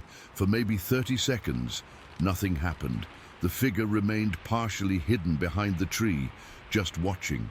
Then, without any warning, it moved. It stepped completely out from behind the pine, and my breath caught in my throat. This thing was massive, not just tall but broad, shoulders wider than any human I've ever seen. It was covered head to toe in that brown hair, long enough that it swayed slightly with its movement, and then it walked. No, not walked. It crossed my entire front yard and the gravel road in just 3 enormous strides. 3. Its gait was smooth but immense, covering ground in a way that defied explanation. What struck me most was how silent it was. No crunching on the gravel, no snapping twigs, nothing. It moved like a shadow. When it reached the other side of the road, it disappeared into the tree line. One moment it was there, this impossible silhouette against the night, and the next it was gone, swallowed by the darkness of the forest. I stood frozen at my door for I don't know how long, maybe 5 minutes, maybe 30. My mind was racing, trying to make sense of what I'd just seen. Every rational explanation I could think of fell apart immediately.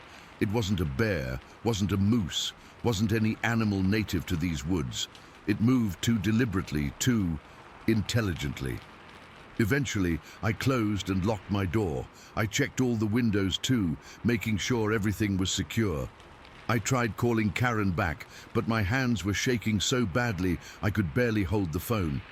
When I finally got through, I couldn't even find the words to explain what I'd seen. I just told her I'd call her in the morning and hung up. I didn't sleep at all that night. I sat in my living room with the lights on, a shotgun across my lap. Not that I thought it would do much good against whatever that was. I kept replaying those few seconds in my mind, trying to convince myself I'd seen something else, something explainable. When dawn finally broke, I waited another hour before venturing outside. The morning was crisp and clear, with frost covering the grass.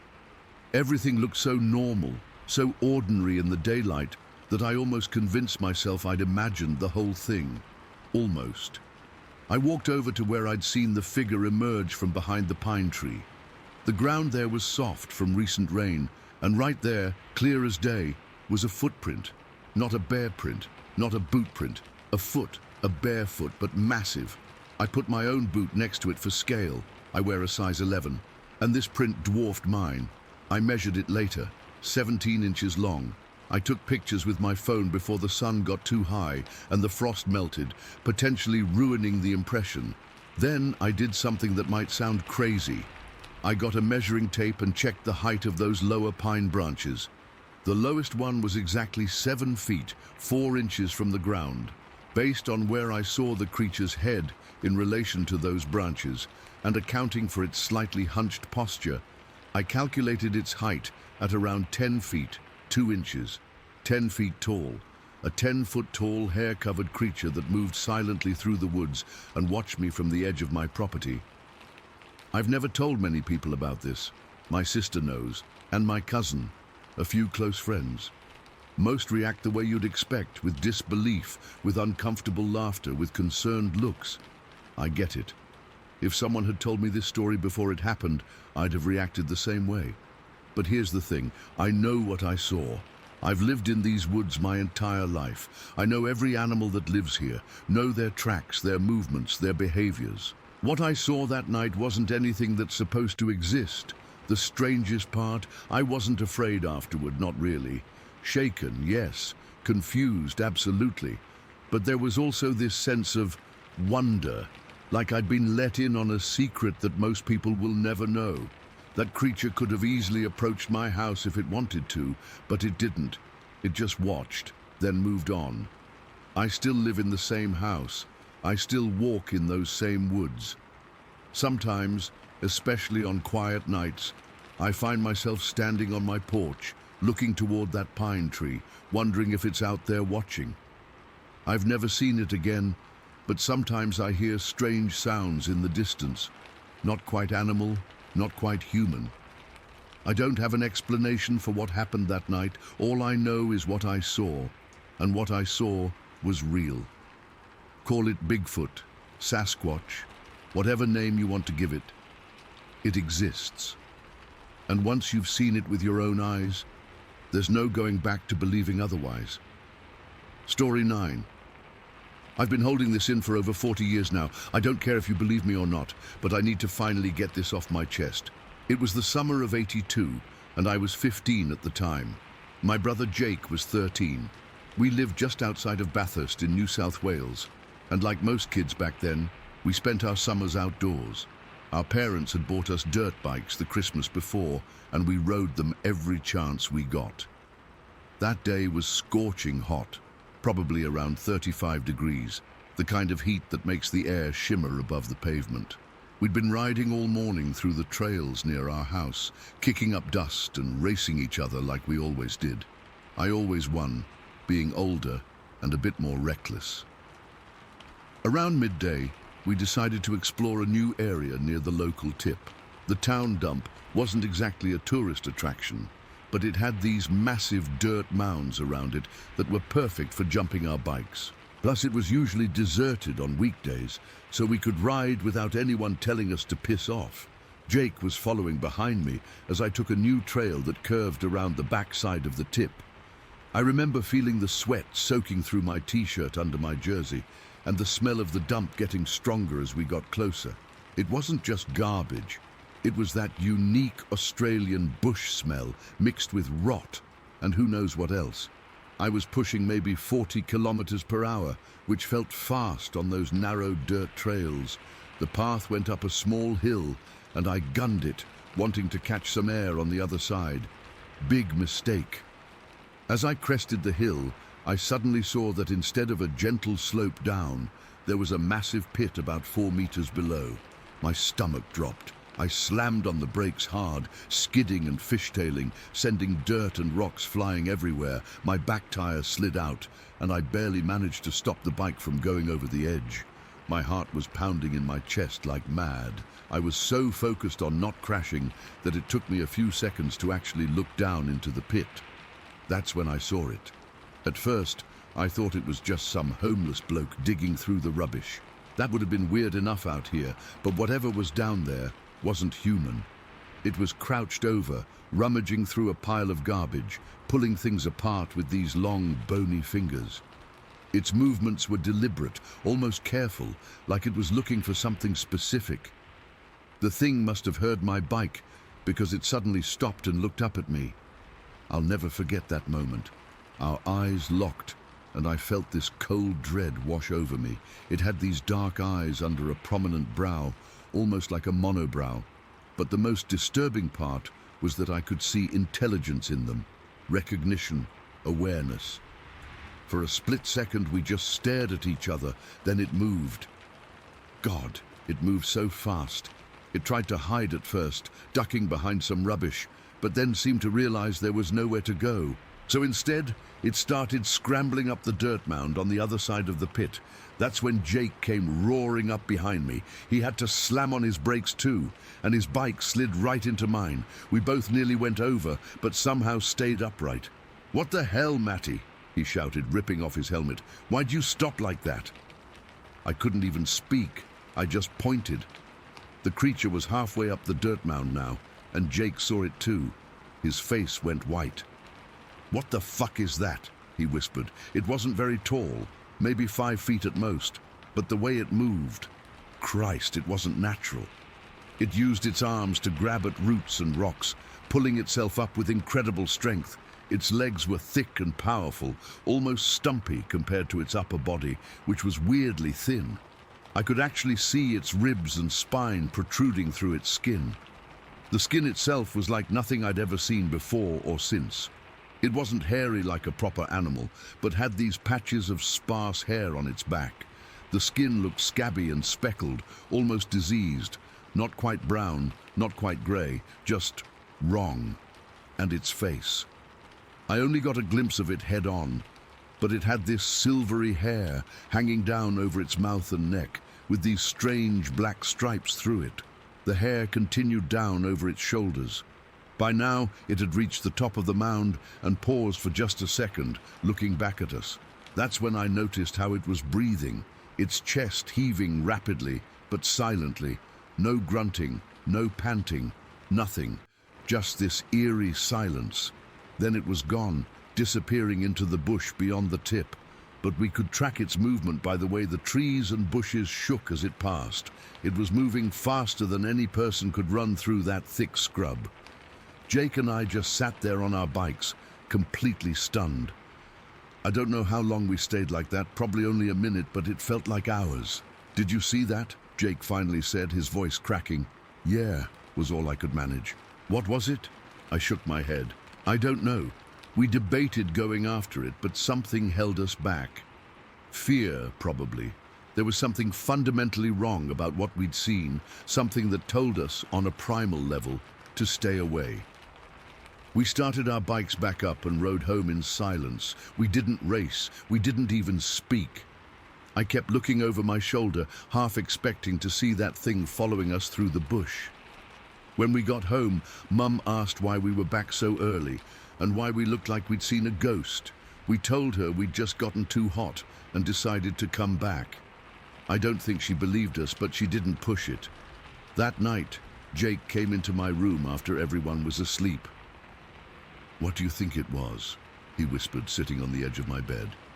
"I don't know," I said again. "Maybe some kind of monkey that escaped from somewhere." But we both knew that wasn't right. There aren't any monkeys native to Australia, and it didn't move like any monkey I'd ever seen at the zoo. Plus, it was too big. "It looked hungry," Jake said. "Like really skinny, except for its legs." He was right. Its legs were disproportionately muscular compared to its upper body, built for running, for power. We tried to convince ourselves it was just some weird animal, maybe even a deformed human. But deep down, I knew better.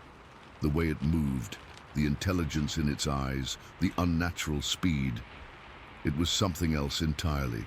The next day, we went back to the tip, bringing our dad's Polaroid camera. We told ourselves we were going to find evidence, maybe take a picture if we saw it again. But honestly, I think we were just trying to prove to ourselves that we hadn't imagined the whole thing. We searched for hours, looking for footprints or hair or anything that might confirm what we'd seen. We found nothing except some disturbed earth where it had climbed the mound. But that could have been caused by anything. We never saw it again, not directly. But over the next few weeks, we noticed things. The bush around our property seemed quieter than usual. The usual chorus of birds in the morning was muted. Our dog refused to go outside at night, something he'd never done before. One morning, about 2 weeks after the sighting, we found our rubbish bins knocked over and torn apart, garbage strewn across the yard.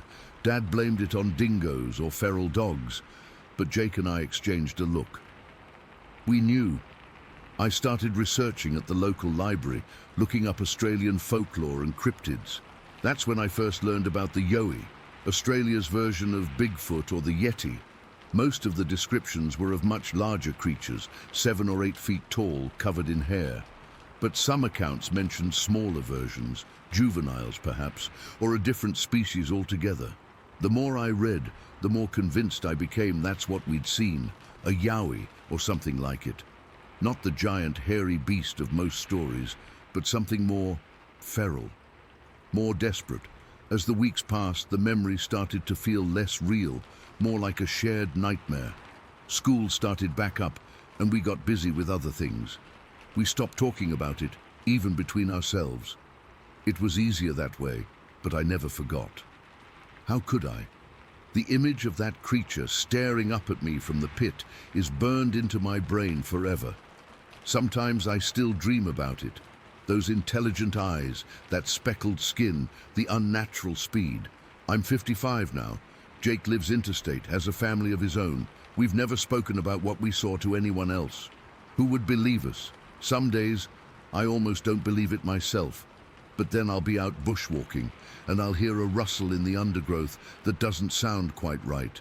Or I'll be camping and wake up at night with that feeling of being watched, and I'll remember.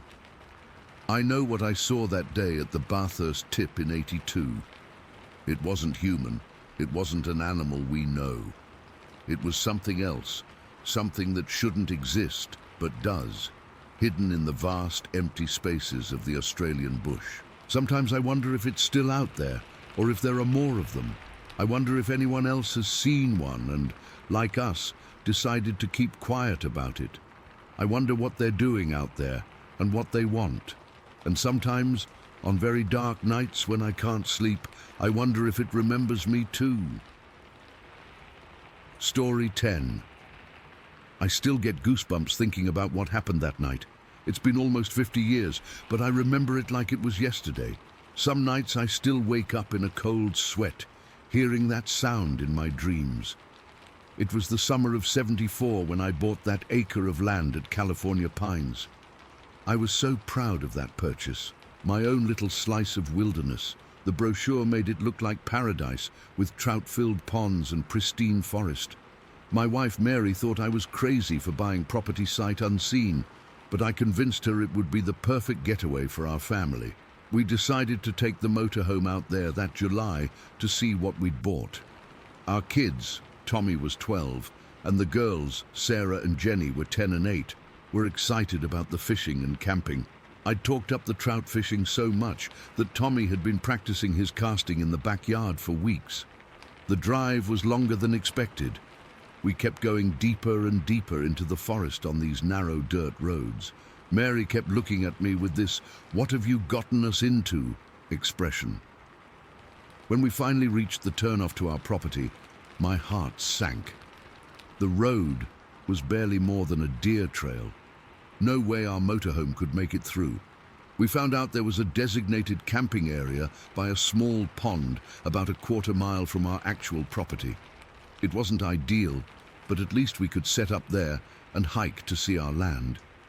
The pond was maybe 100 feet across, surrounded by tall cattails and pine trees. It was peaceful, almost eerily so. That first day, we tried fishing but didn't catch a damn thing, despite the brochure's promises of trout-filled waters.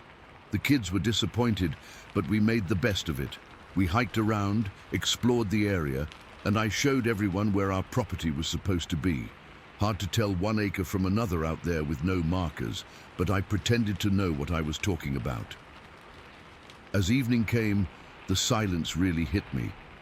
We were used to city noise, cars, neighbors, planes overhead.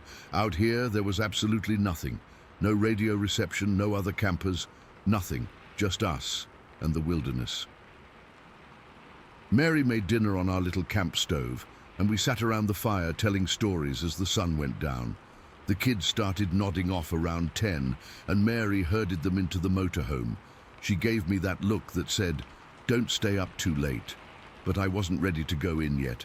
There was something mesmerizing about sitting alone by that fire, watching the sparks float up toward the stars. The moon was almost full, casting this silvery light across the pond. I lost track of time.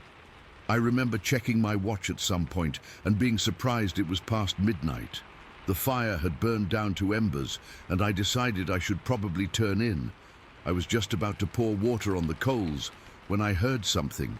It came from across the pond, a rustling in the cattails, like something large moving through them. My first thought was deer. We'd seen a few earlier in the day, and it made sense they'd come to drink at night. I grabbed my flashlight and walked toward the pond's edge, curious. The moonlight was bright enough that I could see pretty well, but I clicked on the flashlight anyway. The beam skimmed across the water, creating this eerie reflection. The rustling continued, more pronounced now, and I noticed the cattails swaying, even though there wasn't any wind. Then I heard it, this low, rumbling sound. At first, I thought it might be my stomach or maybe the generator back at the motorhome, but no, it was coming from whatever was moving in those cattails. It reminded me of a cat purring, but much, much louder, more like a growl but not aggressive, just this constant rumbling vibration. My mind immediately went to mountain lion. We'd been warned they were in the area. That's when the fear first hit me. I was standing out there alone, in the middle of nowhere, potentially facing a predator. I decided to back away slowly. No sudden movements. I'd read that somewhere. I started taking careful steps backward, keeping my eyes fixed on the cattails about 50 feet away. That's when it happened. The cattails parted, and something stood up. Not rose up on 4 legs like a deer or mountain lion, it stood up on 2 legs. In that moment, with the moonlight behind it, I could clearly see a massive silhouette. It was huge, easily 8 feet tall. I could make out broad shoulders, long arms, and what looked like dark brown hair covering its entire body. For a split second, we just stared at each other. I couldn't move, couldn't breathe, couldn't even think. Then it let out this sound. Jesus Christ, that sound. It wasn't a roar or a growl. It was a screech that started low and rose to this ear-splitting pitch that seemed to vibrate through my entire body. I've never heard anything like it before or since. That broke my paralysis. I turned and ran.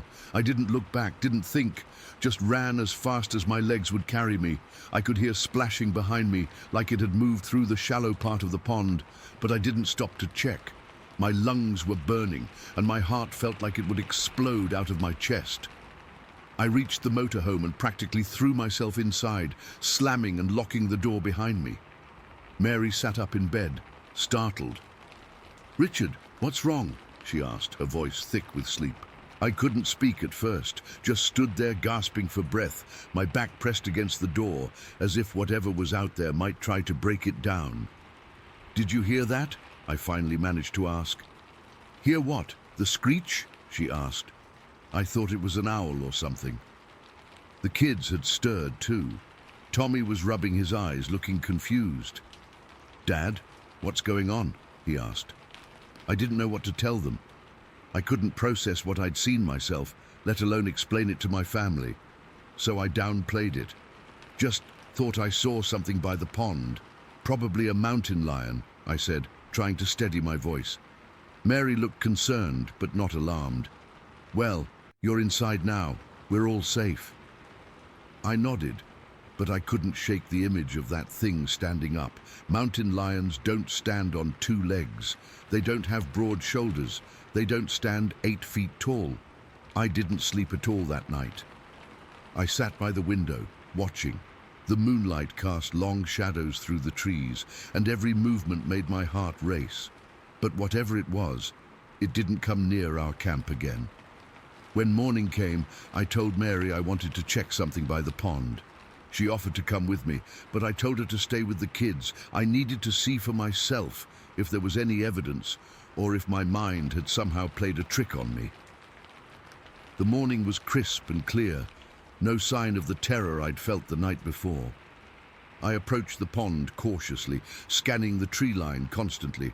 When I reached the spot where I'd seen the creature, I found the cattails completely flattened in a circular area about 10 feet in diameter. Something big had definitely been there, and the smell, it was unmistakable, a strong, musky odor like concentrated urine, but different from any animal I was familiar with.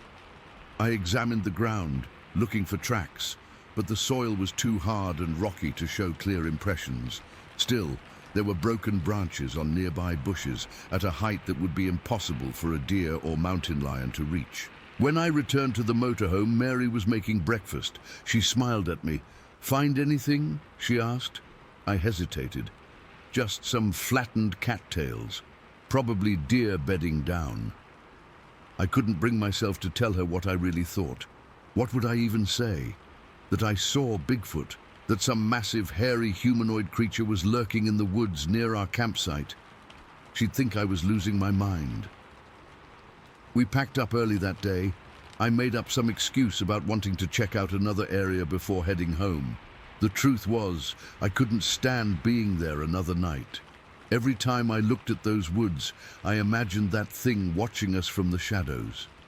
On the drive home, I kept replaying the encounter in my mind, the way it moved, the way it stood. It walked like a man, not an animal. Its gait was upright and deliberate as it retreated into the woods after our mutual shock.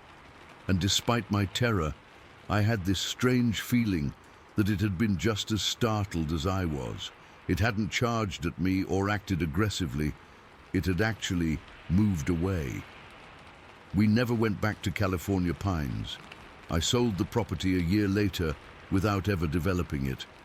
I told everyone it was because the access was too difficult, which wasn't a lie, but the real reason was that I couldn't shake the feeling that something was out there in those woods, something that wasn't supposed to exist.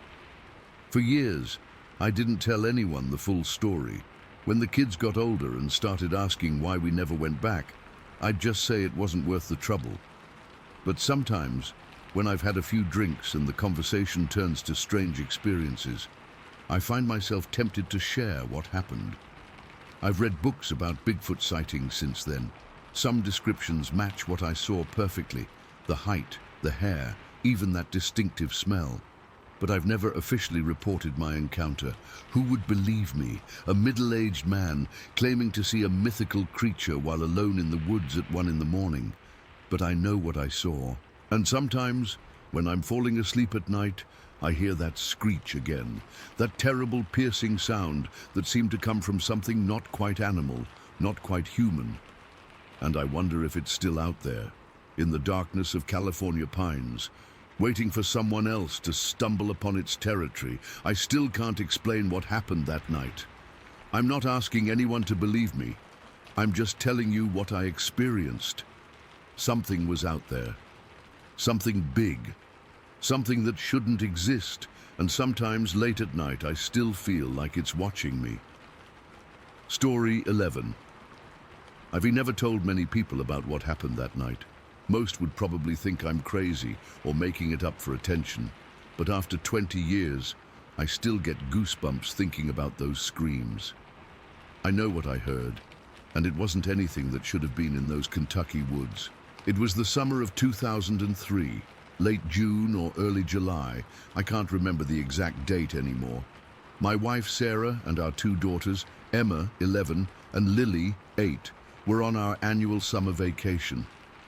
We'd decided on Mammoth Cave State Park in Kentucky that year. The girls were at good ages for exploring, and we thought the cave tours would be educational and fun for them. We booked a condo at Diamond Caverns Resort, which seemed perfect. Close to the national park, but with amenities like a pool and air conditioning that would keep everyone happy after hot days of hiking. When we arrived and checked in, I remember feeling really pleased with our unit. It was at the far end of the property, backing right up to a golf course fairway with dense forest beyond that. The isolation felt like a bonus at first. No noisy neighbors, just peace and quiet with a great view. The condo had a nice little patio out back where I could sit with my morning coffee and watch golfers or just enjoy the scenery. We spent the first couple of days doing the tourist thing, cave tours during the day, swimming in the afternoon, board games at night. The girls were having a blast, and Sarah and I were enjoying the break from our regular routines. The weather was perfect. Warm days, cool nights, typical Kentucky summer. On our 3rd night there, we'd just finished dinner. Sarah was cleaning up in the kitchen, and the girls were watching TV in the living room. It was that twilight time, maybe around 8:30 or 9. The sun had just set, but there was still some light in the sky. That blue-gray time when you can see everything, but the colors are all muted. I decided to step out onto the patio to enjoy the evening air. I remember it was surprisingly quiet for summer, just the normal sounds of crickets, frogs, and the occasional bird settling in for the night. The air had that heavy, slightly humid feel that summer evenings get in Kentucky. I was just standing there, leaning against the railing when I heard it. The first scream came from the direction of the tree line, maybe 100 yards away across the golf course. It was loud. Much louder than you'd expect to hear from that distance. My first thought was coyote. We'd heard them before on camping trips, and they can make some pretty hair-raising sounds, but something about this didn't quite fit. It was too powerful, too sustained. I stood up straight, suddenly alert, eyes fixed on the darkening forest edge. Maybe 15 seconds passed, and then came the second scream. This one was different, longer, deeper in pitch, and somehow more deliberate. It had this strange quality to it that's hard to describe, not quite human, not quite animal. It reminded me of those old recordings of supposed Sasquatch calls I'd heard on some TV documentary years before. The sound echoed off the hills behind the resort, making it hard to pinpoint exactly where it came from. But one thing was immediately clear. Whatever made that sound was big. You can tell the size of an animal by the volume and bass in its vocalizations. This wasn't coming from anything small. The most unsettling thing happened next. All the ambient forest noise, the crickets, frogs, everything, just stopped. Complete silence fell across the whole area. If you've spent any time outdoors, you know how unnatural that is. When predators are around, smaller creatures go quiet. But this was different. It was like someone had hit a universal mute button on the entire ecosystem. In that silence, the hair on my arms stood up. I felt exposed standing there on the patio, like I was being watched. I remember gripping the railing tighter, my knuckles turning white. I was about to go back inside when the third scream came. This one was the worst by far. It started low and guttural, then rose in pitch and volume until it was almost unbearable. It lasted maybe 5 or 6 seconds, but felt much longer. The closest comparison I can make is that it sounded like a woman in absolute terror or agony, but with this inhuman quality underneath it. Like something trying to mimic a human scream, but not quite getting it right. There was so much power behind it that I felt it in my chest. Sarah appeared at the sliding door behind me. "What was that?" she asked, looking concerned. She and the girls had heard the first scream faintly through the walls, but not the others. I told her it was probably just a coyote or something and came inside, locking the door behind me. I didn't want to scare the kids, but I was rattled. I kept going to the window every few minutes, peering out into the darkness that had now fully settled over the landscape. I couldn't see anything moving out there, but I couldn't shake the feeling that something was watching our condo from the tree line. That night, I had trouble sleeping. I kept replaying those screams in my head, trying to match them to animals I knew lived in Kentucky. Bobcats can make terrifying sounds, but this wasn't that. Coyotes, owls, foxes, none of them fit what I'd heard. The power and volume alone ruled out most possibilities. The next morning, I went out to the patio again with my coffee, half expecting to see something disturbed. Footprints on the dewy grass of the golf course or broken branches at the forest edge. But everything looked normal. The birds were chirping, golfers were already out on the course, and it was hard to believe what I'd heard the night before. I considered mentioning it to the resort staff, but decided against it. What would I say? I heard weird screams in the woods last night that I think might have been Bigfoot. They'd think I was nuts or trying to prank them. For the rest of our vacation, another 4 days, I was on edge every evening. I made sure we were all inside before dark. I kept the patio door locked and the curtains drawn at night. Sarah noticed my change in behavior and asked what was wrong. I just told her I was being cautious because we were so close to the woods. We didn't experience anything else unusual during our stay. No more screams, no strange sightings. Nothing moved around our condo. But I couldn't shake the feeling that we were being observed, especially at night. This wasn't my first experience with something unexplainable. When I was 9 years old, I saw something while camping with my dad in the Appalachians. A large, upright figure crossing a logging road at dusk. It was at least 7 feet tall, covered in dark hair, and moved with this fluid, purposeful stride that no man in a costume could replicate. My dad saw it too, but we never really talked about it afterward. It was like we both silently agreed to file it away as something that couldn't be explained. For 20 years between that childhood sighting and the screams at Diamond Caverns, I'd convinced myself that what I saw as a kid was probably just a bear standing on its hind legs, or a trick of the fading light. But those screams brought it all back. That same primal feeling of encountering something that shouldn't exist according to science, but somehow does. I've spent hours researching animal sounds since then. I've listened to every recording of known wildlife in Kentucky. Nothing matches what I heard that night. The only recordings that come close are those controversial Sasquatch audio files from the Pacific Northwest and Ohio. The topology of that area, the hilly terrain with limestone caves and outcroppings, dense hardwood forest, and scattered open areas like the golf course, would be perfect habitat for a large, intelligent creature that wanted to remain hidden. Plenty of cover, water sources, escape routes.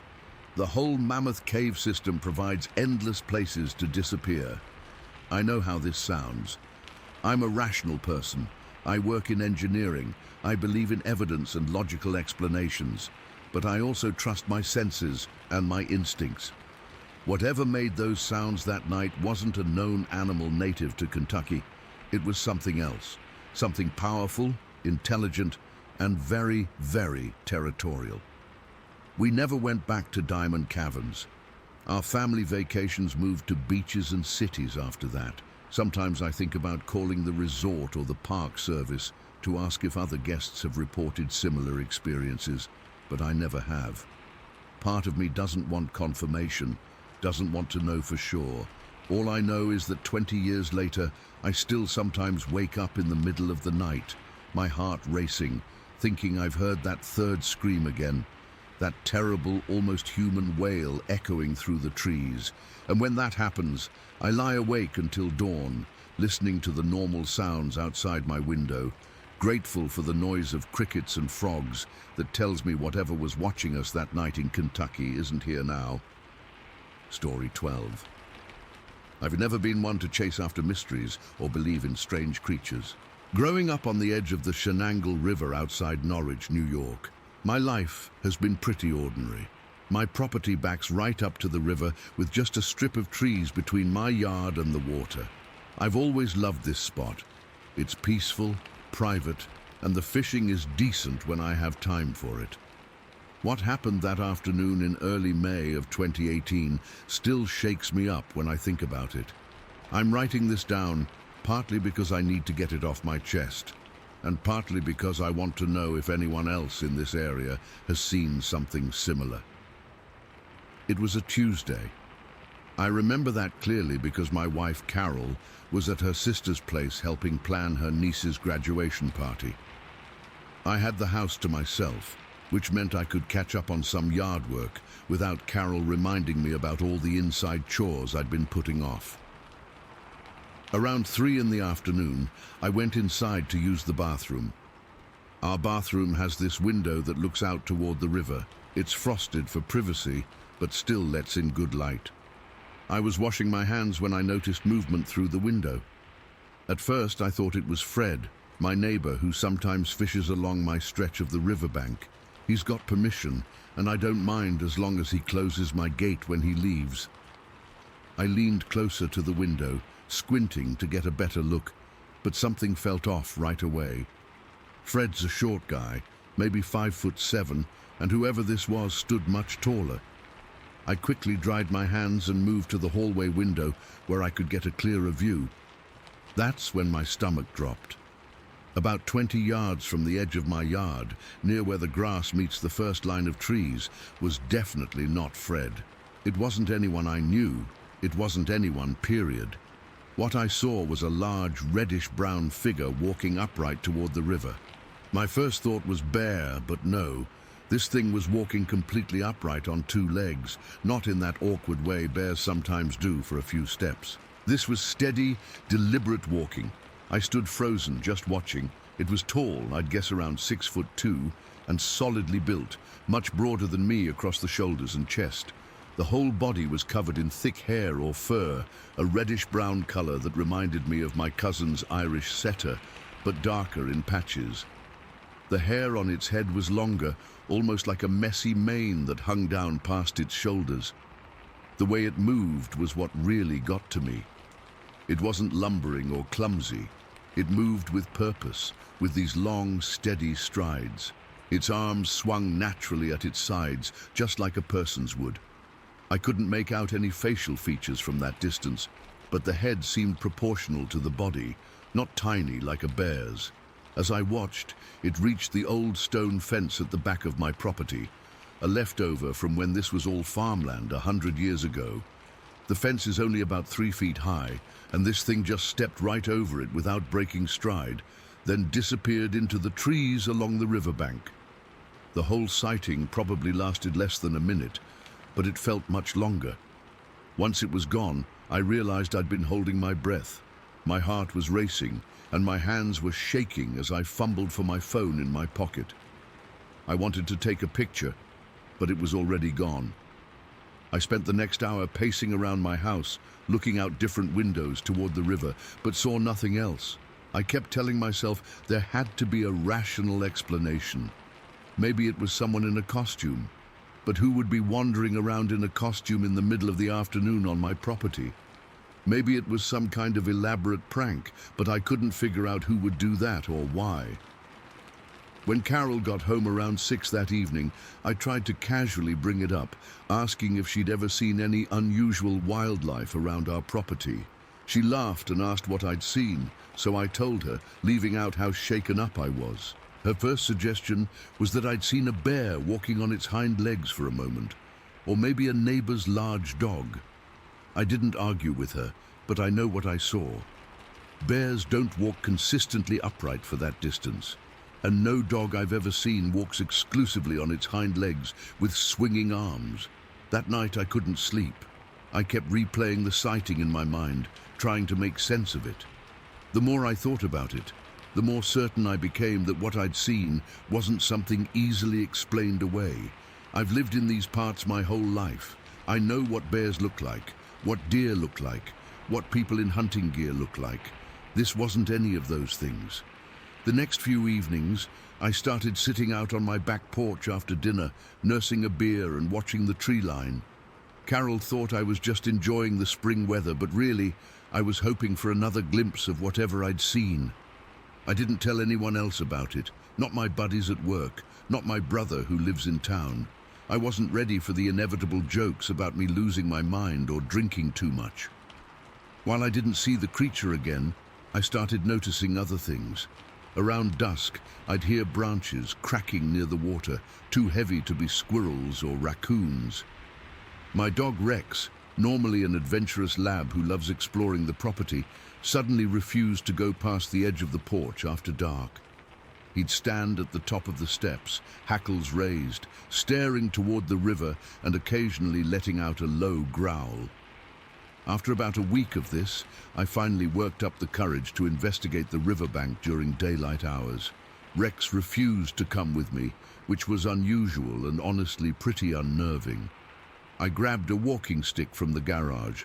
Not that it would do much good against whatever I'd seen, but it made me feel a little better. I started at the stone fence where I'd seen the creature cross. Right away, I noticed the grass was pressed down in a clear path leading from the fence toward the water. Following this trail, I found something even more disturbing. Several saplings along the path had been broken, not cut or chewed, but snapped with force. One was about as thick as my wrist. I'm not a small guy, but it would take significant strength to break that. Near the water's edge, the ground was muddier, and I could see depressions that might have been footprints. But they weren't clear enough to make out any details. The whole area had a strange smell, kind of musky and wild, like wet dog, but stronger and somehow different. I spent maybe 20 minutes examining the area before an overwhelming feeling of being watched drove me back to the house. The whole time, the woods were unusually quiet. No birds singing, no squirrels chattering, just silence, which anyone who spends time outdoors knows is often a warning sign. That night at dinner, I casually asked Carol if she'd ever heard stories about Bigfoot sightings in our area. She laughed and asked if I'd been watching those ridiculous monster hunting shows again. I laughed it off too, but later I spent hours online searching for any reports of similar sightings around Norwich or along the Shenangle. I found a few vague stories from decades ago, but nothing recent, nothing specific to our immediate area. It's been about 5 years since that day, and I haven't seen the creature in broad daylight again, but I know it's still out there, or at least something is. On summer nights, when the windows are open, I sometimes hear unusual vocalizations from the direction of the river. Not quite a howl, not quite a whoop, unlike any animal native to these parts. Rex still won't go near the back of the property after sunset, and we've gone through 3 motion-activated floodlights that keep mysteriously breaking. Last fall, I was taking out the trash at dusk when I caught movement at the edge of the tree line. Just for a second, I saw what looked like a large shadow moving between 2 trees. Then nothing. The security camera I installed on the back of the house should have caught it. But when I checked the footage, there was just static for those few seconds. I've installed game cameras twice. Both times, they've been found twisted off their mounts and the memory cards missing. I gave up after that. Part of me doesn't want proof anymore. I'm afraid of what it might mean. The strangest incident happened just a month ago. I was up late watching TV when I heard something on the back porch. Thinking it was a raccoon getting into the birdseed again, I flipped on the porch light. There, placed neatly on the railing, was a freshly caught trout, still wet from the river. No footprints, no sign of who left it. Rex was inside with me and didn't bark, which makes no sense because he goes crazy if a squirrel even thinks about approaching the house. I haven't told Carol about any of this. She'd either worry about me or insist we move, and this house has been in my family for generations. Besides, whatever it is hasn't tried to harm us. If anything, that fish felt like a gift, a thank you for not pursuing it. I don't know.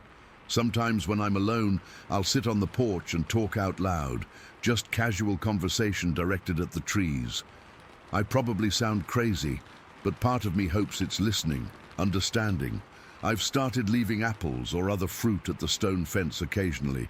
They're always gone by morning. I don't know what I saw that day in May. I don't have a name for what shares our riverbank. All I know is that something intelligent, something not quite human, but not merely animal either, lives in those woods. And somehow, we've reached an understanding. I respect its territory, and it respects mine. If you've seen something similar around Norwich or along the Shenangle, I'd like to hear about it. But please, if you come looking, be respectful. This isn't some monster to be hunted or captured. It's a neighbor of sorts, one that was probably here long before any of us. Story 13. I've never told this story to anyone outside my family because, honestly, who would believe a 12-year-old girl who claims she saw Bigfoot? Even my parents didn't believe me when it happened. But I'm 27 now, and what I saw that night in 2008 still haunts me. I know what I saw. It was July, middle of summer, and my parents had just bought this new house near Salt Fork State Park in Ohio. It was our first month living there. My dad had to go away for work that weekend and took my mum with him, leaving me and my 2 older sisters home alone. I was 12, Lily was 14, and Jessica was 16, so my parents figured Jessica was old enough to watch us for a few days. The house was pretty isolated. Our nearest neighbors were about half a mile away, and we were surrounded by woods. During the day, it was beautiful, all these massive trees and wildlife. But at night, that place transformed into something else entirely. That night, I'll never forget it, we were all just hanging out watching movies in the living room. It was summer break, so we were staying up late because we could. Around midnight, our 2 dogs, Max and Buddy, suddenly went crazy. They started barking like mad at the front door. Now these weren't small dogs. Max was a German Shepherd mix, and Buddy was a lab. They weren't the type to get spooked easily. What struck me as really weird was that they wouldn't go off the porch. Normally, when they heard something, they'd charge right off into the yard, barking their heads off. But this time, they just stood at the edge of the porch, hackles raised, barking with this panicky edge I'd never heard before. They kept looking back at the door like they wanted to come inside. "What's wrong with them?" I asked Lily, who just shrugged and turned the volume up on the TV. "Probably just a raccoon or something," Jessica said, but she looked uneasy too. The barking got more frantic. I got up and went to the window. Jessica told me not to open the door, just in case it was a bear or something. We'd been warned there were black bears in the area. "Turn off the lights," I said. "We can see better outside if it's dark in here." Jessica flipped the switches, and we all gathered at the front windows. The porch light was still on, casting this yellow glow over part of the yard. The moon was bright too, so we could see pretty well. At first, I didn't notice anything unusual, just our front yard with the big walnut tree about 30 feet from the house. Then I saw it. There was something partially hidden behind that walnut tree, something tall, way taller than a person should be. I could only see part of it, a dark shape that seemed to be watching our house. The dogs were going absolutely berserk now, but they still wouldn't leave the porch. "Do you see that?" I whispered, pointing. Jessica squinted. "See what?" "By the walnut tree. There's something there." Lily pressed her face against the glass. "Holy crap, I see it too." We all stood frozen, staring at this dark figure partially concealed by the tree. It wasn't moving, just watching. My heart was hammering so hard I could feel it in my throat. Then, without warning, it moved. And God, the way it moved wasn't normal. It darted from the walnut tree to another tree about 50 feet away, but it didn't run like a person. It covered the distance in just a few long strides, moving with this fluid, incredibly fast motion that sent chills down my spine. It was so smooth, so effortless. "What the hell was that?" Jessica gasped, all pretense of being the cool older sister gone. We watched as it continued zigzagging between the trees in our yard, moving uphill toward the fence at the top of our property. The fence was about 5 feet high, with barbed wire on top. My dad had put it up to keep deer out of Mum's garden. The thing reached the fence, and I swear on everything, it cleared that 5-foot barbed wire fence in what looked like a single step. Just stepped over it like it was nothing. Then it disappeared into the darkness of the woods beyond. The three of us stood there in shocked silence. Even the dogs had gone quiet, whimpering now instead of barking. "Did you see how tall it was?" I finally whispered. "And how fast it moved?" Lily nodded, her face pale. It wasn't human. Jessica, always the practical one, tried to rationalize it. It was probably just some guy, maybe a hunter or something. But I knew better. No human moves like that. No human is that tall or can clear a 5-foot fence like it's nothing. What we saw was something else entirely. We spent the rest of the night huddled together in Jessica's room with the dogs. None of us slept much. Every little noise outside made us jump. I kept picturing that thing coming back, maybe trying to get into the house. What if it had been watching us for days without us knowing? When morning came, we went outside to look for evidence. I don't know what we expected to find. Footprints, maybe. But the ground was too dry and hard for prints. There was nothing to prove what we'd seen except our own memories of it. When our parents got home the next day, we told them what happened. Dad laughed it off, said we'd been watching too many scary movies. Mom was a little more sympathetic, but still didn't believe us. They said it was probably just a deer, or maybe even a bear standing on its hind legs. But I knew what I saw. That thing moved nothing like a deer or a bear. It moved with purpose, with intelligence, and the way it watched our house, it knew we were inside. About a week later, I overheard some locals at the grocery store talking about something called the Salt Fork Bigfoot. My ears perked up immediately. I pretended to be looking at candy while I listened to them talk about strange sightings near the river, just a few miles from our house. They mentioned how it always seemed to be watching people from a distance, never getting too close, but never fully hiding either. That's when I knew for certain what I'd seen that night. All those stories about Bigfoot that I'd thought were just campfire tales suddenly seemed a whole lot more real. The thing that still gets me, even now, is how it moved. I've never seen anything, human or animal, move with such speed and grace, especially for its size. And the way it cleared that fence, it was like gravity didn't apply to it the same way it does to the rest of us. For months after that night, I couldn't sleep with my window uncovered. I was convinced it would come back, that I'd wake up to find it staring in at me. My sisters eventually stopped talking about it. Jessica went off to college the next year, and Lily made new friends who thought Bigfoot stories were stupid. But I never forgot. We lived in that house for 6 more years before moving, and though I never saw it again, there were nights when the dogs would act strange, refusing to go outside even when they needed to. Those nights, I'd find myself staring out the window into the darkness, wondering if it was out there watching us again. The weird thing is, I wasn't even really scared of it. I mean, I was terrified in the moment, sure, but looking back, it never felt like it wanted to hurt us. It was curious, maybe. Watching us the way we might watch animals at a zoo. That's almost more unsettling somehow. The intelligence behind those actions. The deliberate way it moved from tree to tree. Last year, I went back to Salt Fork for a camping trip with friends. I didn't tell them about what happened. They would have just laughed. But one night, sitting around the campfire, one of the park rangers stopped by to check on us and ended up sharing some local legends. He mentioned there had been over 200 reported Bigfoot sightings in the area over the years. My blood ran cold. 200 sightings. 200 people who'd seen what I saw, who knew that something unexplainable was out there in those woods. I almost told him my story then, but stopped myself. What would be the point? He'd probably heard dozens of similar tales. And honestly, I'm not sure I want my experience to become just another statistic, another story for skeptics to dismiss. So I've kept it to myself all these years. But I know what I saw that July night in 2008.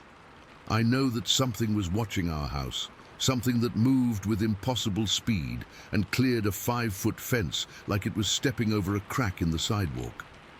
Sometimes I still dream about it. That dark figure partially hidden behind the walnut tree, watching, waiting, and in my dreams, unlike reality, it doesn't run away. In my dreams, it comes closer to the house, right up to the window where I'm standing. And though I can never quite make out its face, I always wake up with the same certainty. It knew I was watching it just as surely as it was watching me. To this day, whenever I'm in the woods and feel that prickle on the back of my neck like I'm being watched, I don't just dismiss it as paranoia, because sometimes when you feel like you're being watched, you are, and whatever's watching might be something science hasn't explained yet. Story 14. I still can't believe it's been 8 years since it happened. August 2016. I've spent all this time trying to convince myself it wasn't real, that we just saw a bear or something else that could be explained, but I know what I saw. I just don't tell many people anymore because the looks I get aren't worth it. It was supposed to be a chill camping trip with my buddies. Me, Jason, and 5 other friends decided to spend a weekend at Pickett State Park in Tennessee, right near the Kentucky border. We'd been planning it for months, just some fishing, drinking beers around a campfire, and escaping our everyday lives for a bit. We got to the park around noon that Saturday and set up our tents in this little clearing about a quarter-mile from a decent-sized pond. It was perfect, secluded enough that we wouldn't bother other campers, but not so deep in the woods that we'd get lost. The weather was great, mid-80s, sunny, but not too hot under the tree cover. After we got camp squared away, Jason suggested we check out the pond before dinner. Jason's been my best friend since high school, and we've always been fishing buddies. The other guys wanted to relax at camp and start drinking, but Jason and I grabbed our fishing gear and a small cooler with a couple beers and headed through the woods to the pond. It took us maybe 15 minutes to reach the water. The pond was bigger than I expected, maybe 3 or 4 acres, surrounded by thick forest that came right up to the shoreline in most places. There was an old canoe pulled up on the bank. The park ranger had mentioned we could use it if we wanted to fish. It looked weathered but solid enough. We pushed off around 6 in the evening. The sun was starting to sink, casting this golden light across the water. It was so peaceful out there. We paddled to the middle of the pond, cracked open our beers, and just floated for a while, occasionally casting our lines. We weren't even catching much, but it didn't matter. The quiet was nice after a hectic work week. Jason was telling me about some drama with his girlfriend when I noticed something on the far bank.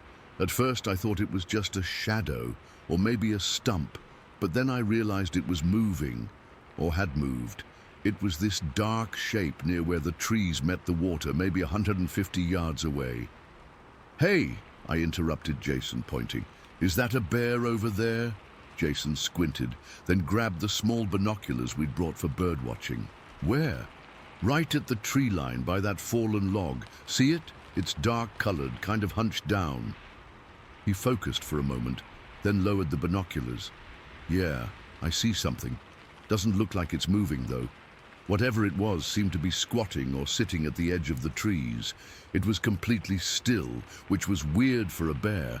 I couldn't make out details from that distance, but something about it felt off. It was solid, bigger than a person, and just watching." "Let's get a closer look," Jason said, starting to paddle. I wasn't so sure. "What if it is a bear?" "We'll stay in the water. Bears don't like to swim unless they have to."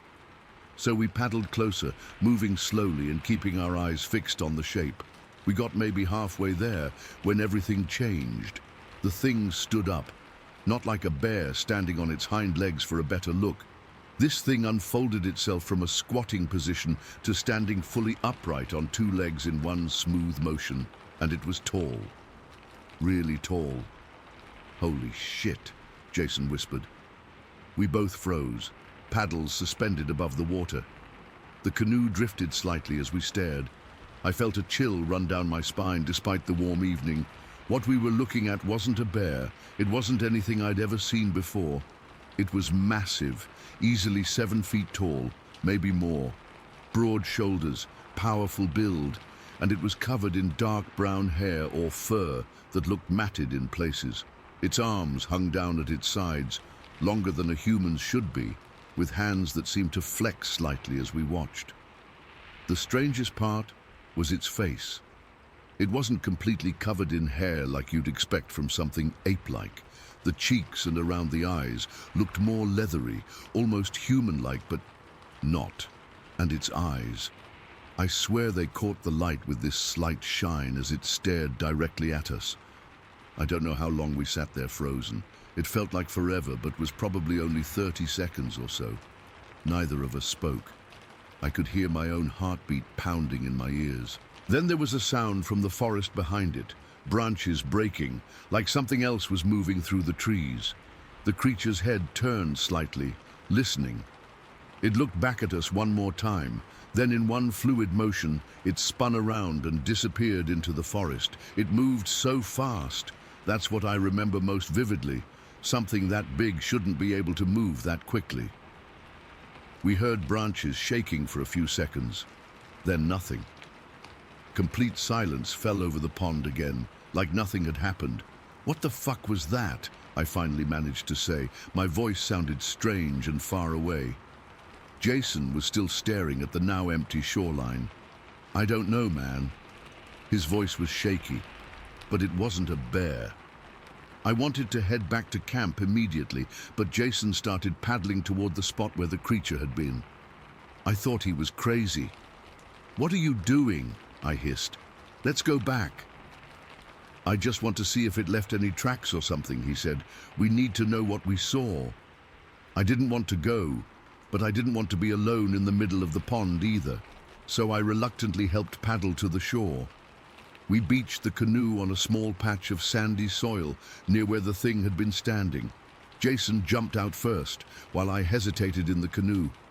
The bank was soft, and there were some indistinct marks in the dirt where it had turned to run. But they weren't clear footprints, just disturbed earth and some broken vegetation. It was like the thing knew not to leave evidence. "Look at this," Jason said, kneeling down and pointing to a broken sapling. The tree was about 3 inches thick and had been snapped, not cut, Whatever did this was strong. I finally stepped out of the canoe, but I kept looking over my shoulder at the dark tree line. I couldn't shake the feeling we were being watched. The forest suddenly seemed much more threatening than it had earlier that day. "We should go," I said. "The guys are probably wondering where we are." Jason nodded, still examining the ground. "Yeah, let's head back." The paddle back across the pond was tense. Neither of us spoke much, and we kept scanning the shoreline. Every shadow looked like it might be hiding something. The sun was getting lower, casting long shadows across the water. By the time we reached our starting point, dusk was settling in. On the walk back to camp, we debated what to tell the others. We decided to downplay it, say we might have seen a bear, but we weren't sure. I didn't want to be the guy claiming he saw Bigfoot. People don't take you seriously after that. When we got back, the guys had a fire going and were grilling hot dogs. They asked about fishing, and we just said we hadn't caught much. Matt, who's always been the skeptical one, noticed something was off. "You two look like you've seen a ghost," he said. Jason shrugged. "Thought we saw a bear on the other side of the pond. Got a little spooked." "A bear? Shit, are we going to be okay out here?" Greg asked, looking around nervously. "It's fine," I said, grabbing a beer from the cooler to steady my nerves. It was just minding its own business, probably more scared of us than we were of it. That was a lie, but it calmed everyone down. The conversation moved on, but I couldn't focus on anything the guys were saying. I kept thinking about what we'd seen, the way it stood up, those eyes looking right at us, the impossible speed it moved with. That night, I couldn't sleep. Our tents were arranged in a rough circle around the now smoldering campfire. Everyone else seemed to be sleeping fine. I could hear snoring from several tents, but I lay awake, listening to every sound in the forest. Around 2 in the morning, I heard something moving in the trees outside our camp. Not just the normal forest sounds of small animals, but something deliberate. Heavy footsteps, carefully placed, a branch breaking, then silence, then another step. I lay completely still, barely breathing. The footsteps circled our camp, never coming into the clearing but staying just within the tree line. I was convinced it was the creature from the pond, watching us, studying us. I wanted to wake Jason in the next tent over, but I was afraid any movement or sound would attract attention. So I just lay there, listening as whatever it was circled our camp twice before the sounds faded away. When morning finally came, I asked Jason if he'd heard anything in the night. He hadn't, but he looked as exhausted as I felt. Neither of us had slept well. We packed up early, making excuses about weather reports predicting rain later that day. None of the others argued much. I think they could tell something was off with us. By 10 in the morning, we were in our cars heading back to Nashville. Jason and I talked about it a few times in the weeks after, trying to make sense of what we'd seen. We looked up information about black bears in Tennessee, but nothing matched what we saw. Eventually, we started researching Bigfoot sightings, though we didn't tell anyone else. It's been 8 years, and I still think about it whenever I'm in the woods. I've heard other stories from hunters and campers about unexplainable things they've seen in those forests near the Kentucky-Tennessee border. Most people dismiss them as tall tales or misidentifications. I used to be one of those skeptics, not anymore. The thing that haunts me most isn't just what we saw, it's that feeling I had all night, that it followed us back to camp, that it was curious about us, that it was intelligent enough to stay hidden while observing us. Sometimes I still wake up at night, thinking I hear those careful, deliberate footsteps circling my house. I haven't been back to Pickett State Park since. Jason and I don't talk about it much anymore. But we both know what we saw that day wasn't human, and it wasn't any known animal either. Whatever lives in those woods, it's watching, and it knows we saw it. Mercy 2, Story 15. I've been debating whether to share this for over 20 years now. I'm not looking for attention or trying to convince anyone of anything. I just need to get this off my chest because it's been eating at me for too long. I've only told a handful of people, and most of them either think I'm lying or that I hallucinated the whole thing. but I know what I saw. It was early May of 2002. I'd been working 60-hour weeks at the factory for almost 6 months straight without a real break, and I was completely burnt out. I needed to get away from everything, the noise, the people, the constant pressure. So I took a week off work and decided to go backpacking alone in the Manistee National Forest. I'd been there a few times before with friends, but never solo. The weather was perfect that day. Around 65 degrees, partly cloudy, with just a light breeze. I parked at one of the trailheads off a Forest Service road and hiked about 4 miles in before deciding to set up camp. I specifically chose a spot that was off the main horse trail, maybe 100 yards away on this small ridge that overlooked a ravine. There was a stream running through the bottom of the ravine, maybe 50 yards down from where I was setting up. It was secluded, but still close enough to the trail that I could find my way back easily. I spent the afternoon setting up my tent, gathering firewood, and just enjoying the quiet. The spot was beautiful. Tall pines all around, fresh spring growth coming in, and that earthy smell you can only get in the woods. I remember feeling this incredible sense of relief, just being away from everything.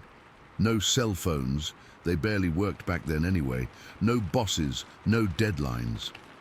As the sun started going down, I got a small fire going and heated up some canned stew I'd brought along. I was just sitting there, eating and watching the flames, when I first heard it.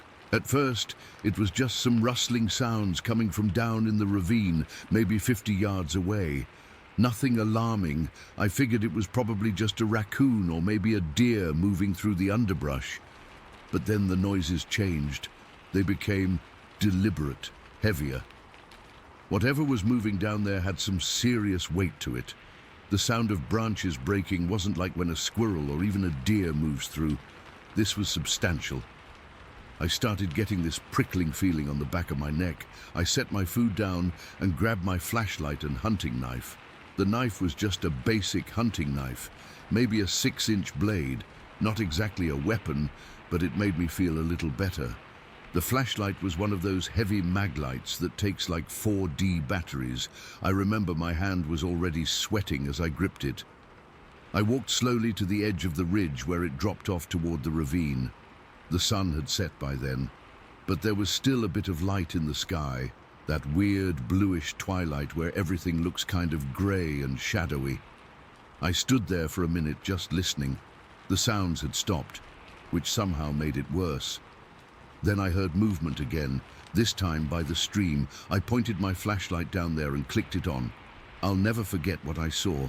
About 40 feet away, partially hidden behind a cluster of trees near the stream, was something. It was standing upright and it was big, way bigger than a person. Had to be over 7 feet tall. It was covered in dark hair, almost black, but not like a bear's fur.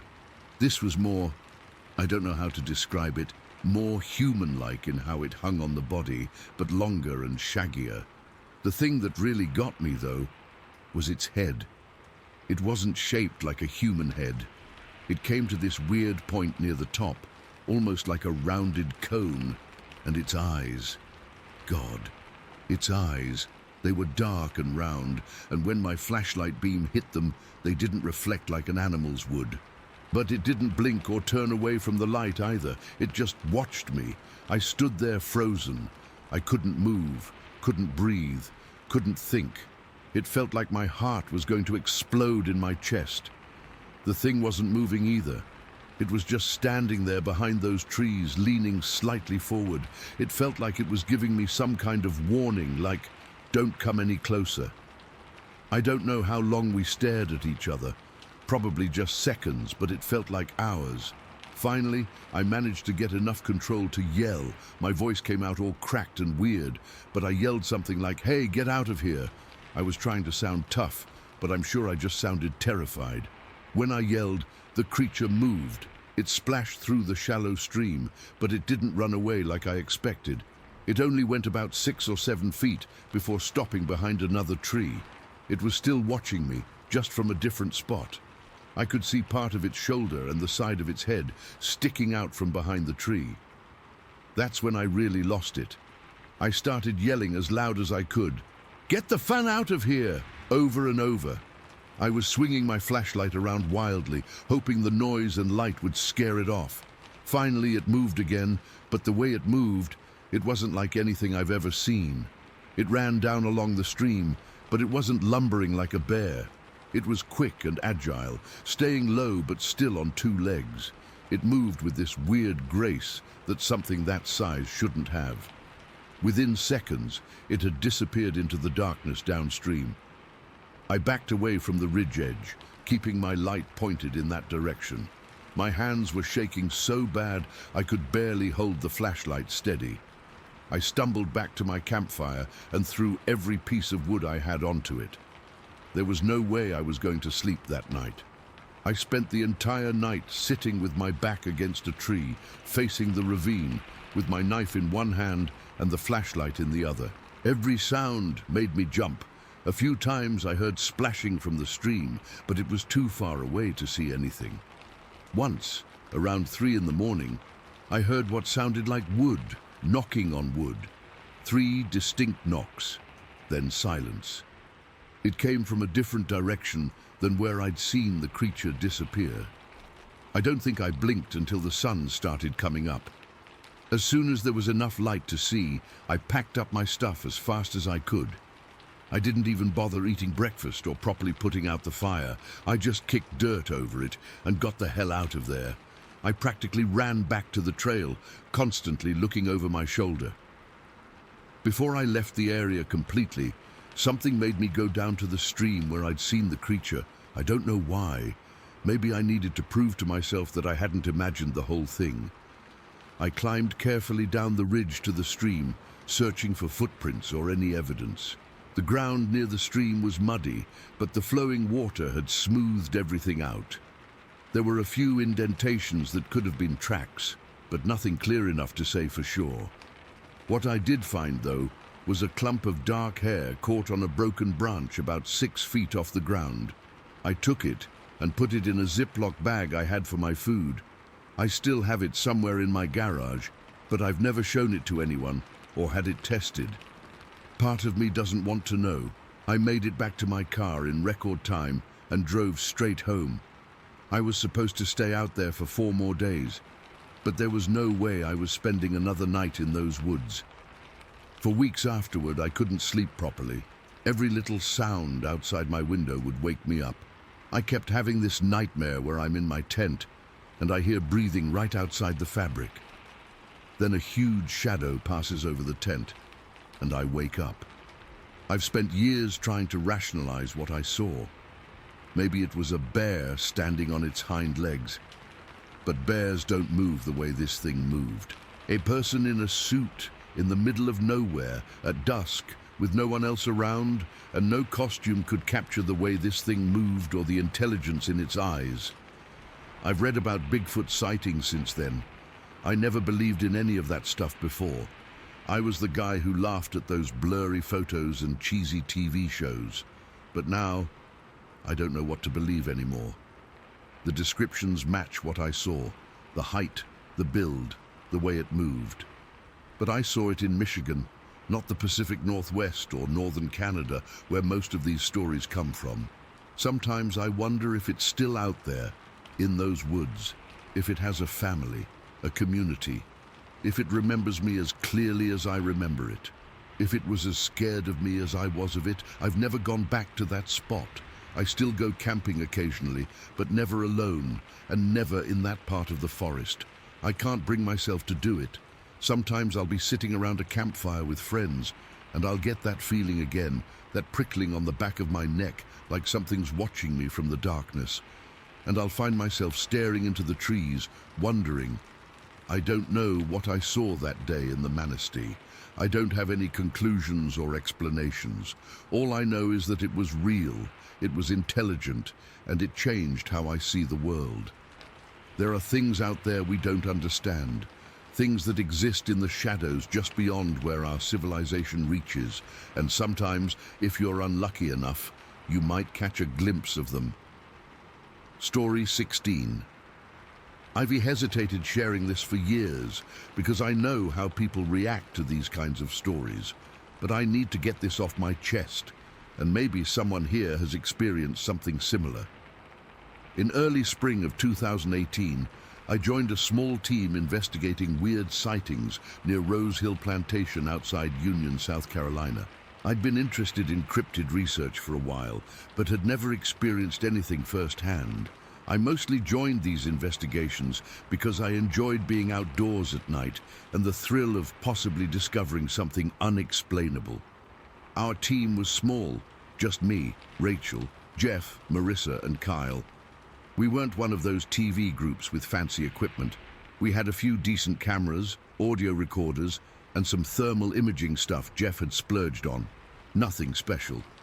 We'd heard through our local network that another investigator named Dan had seen something large moving near the fields behind the main plantation house the week before. Dan wasn't the type to make stuff up.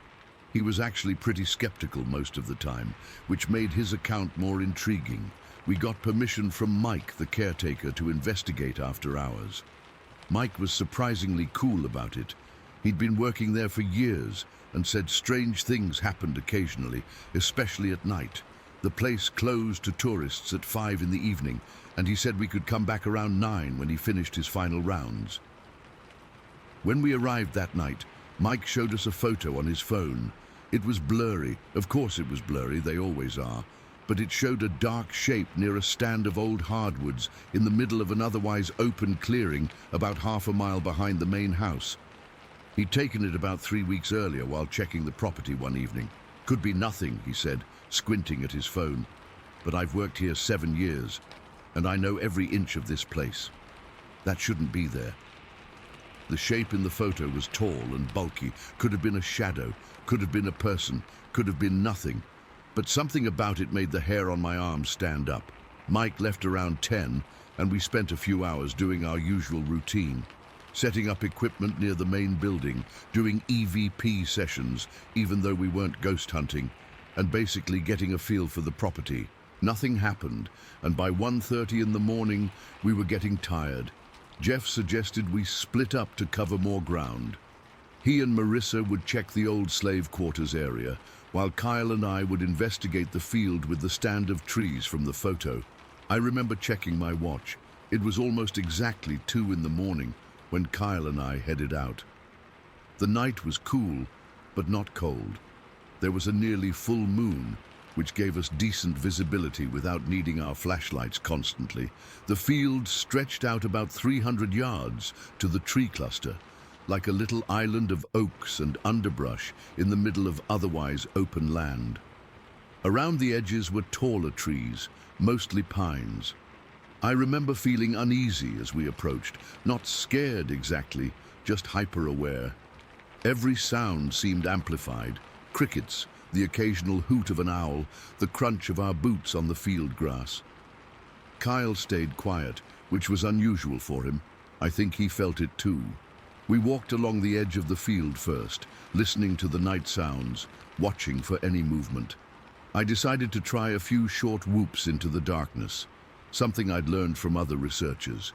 Nothing happened at first, so I attempted a deeper, louder howl that made Kyle jump. "Jesus, Rachel," he whispered. "Warn me next time."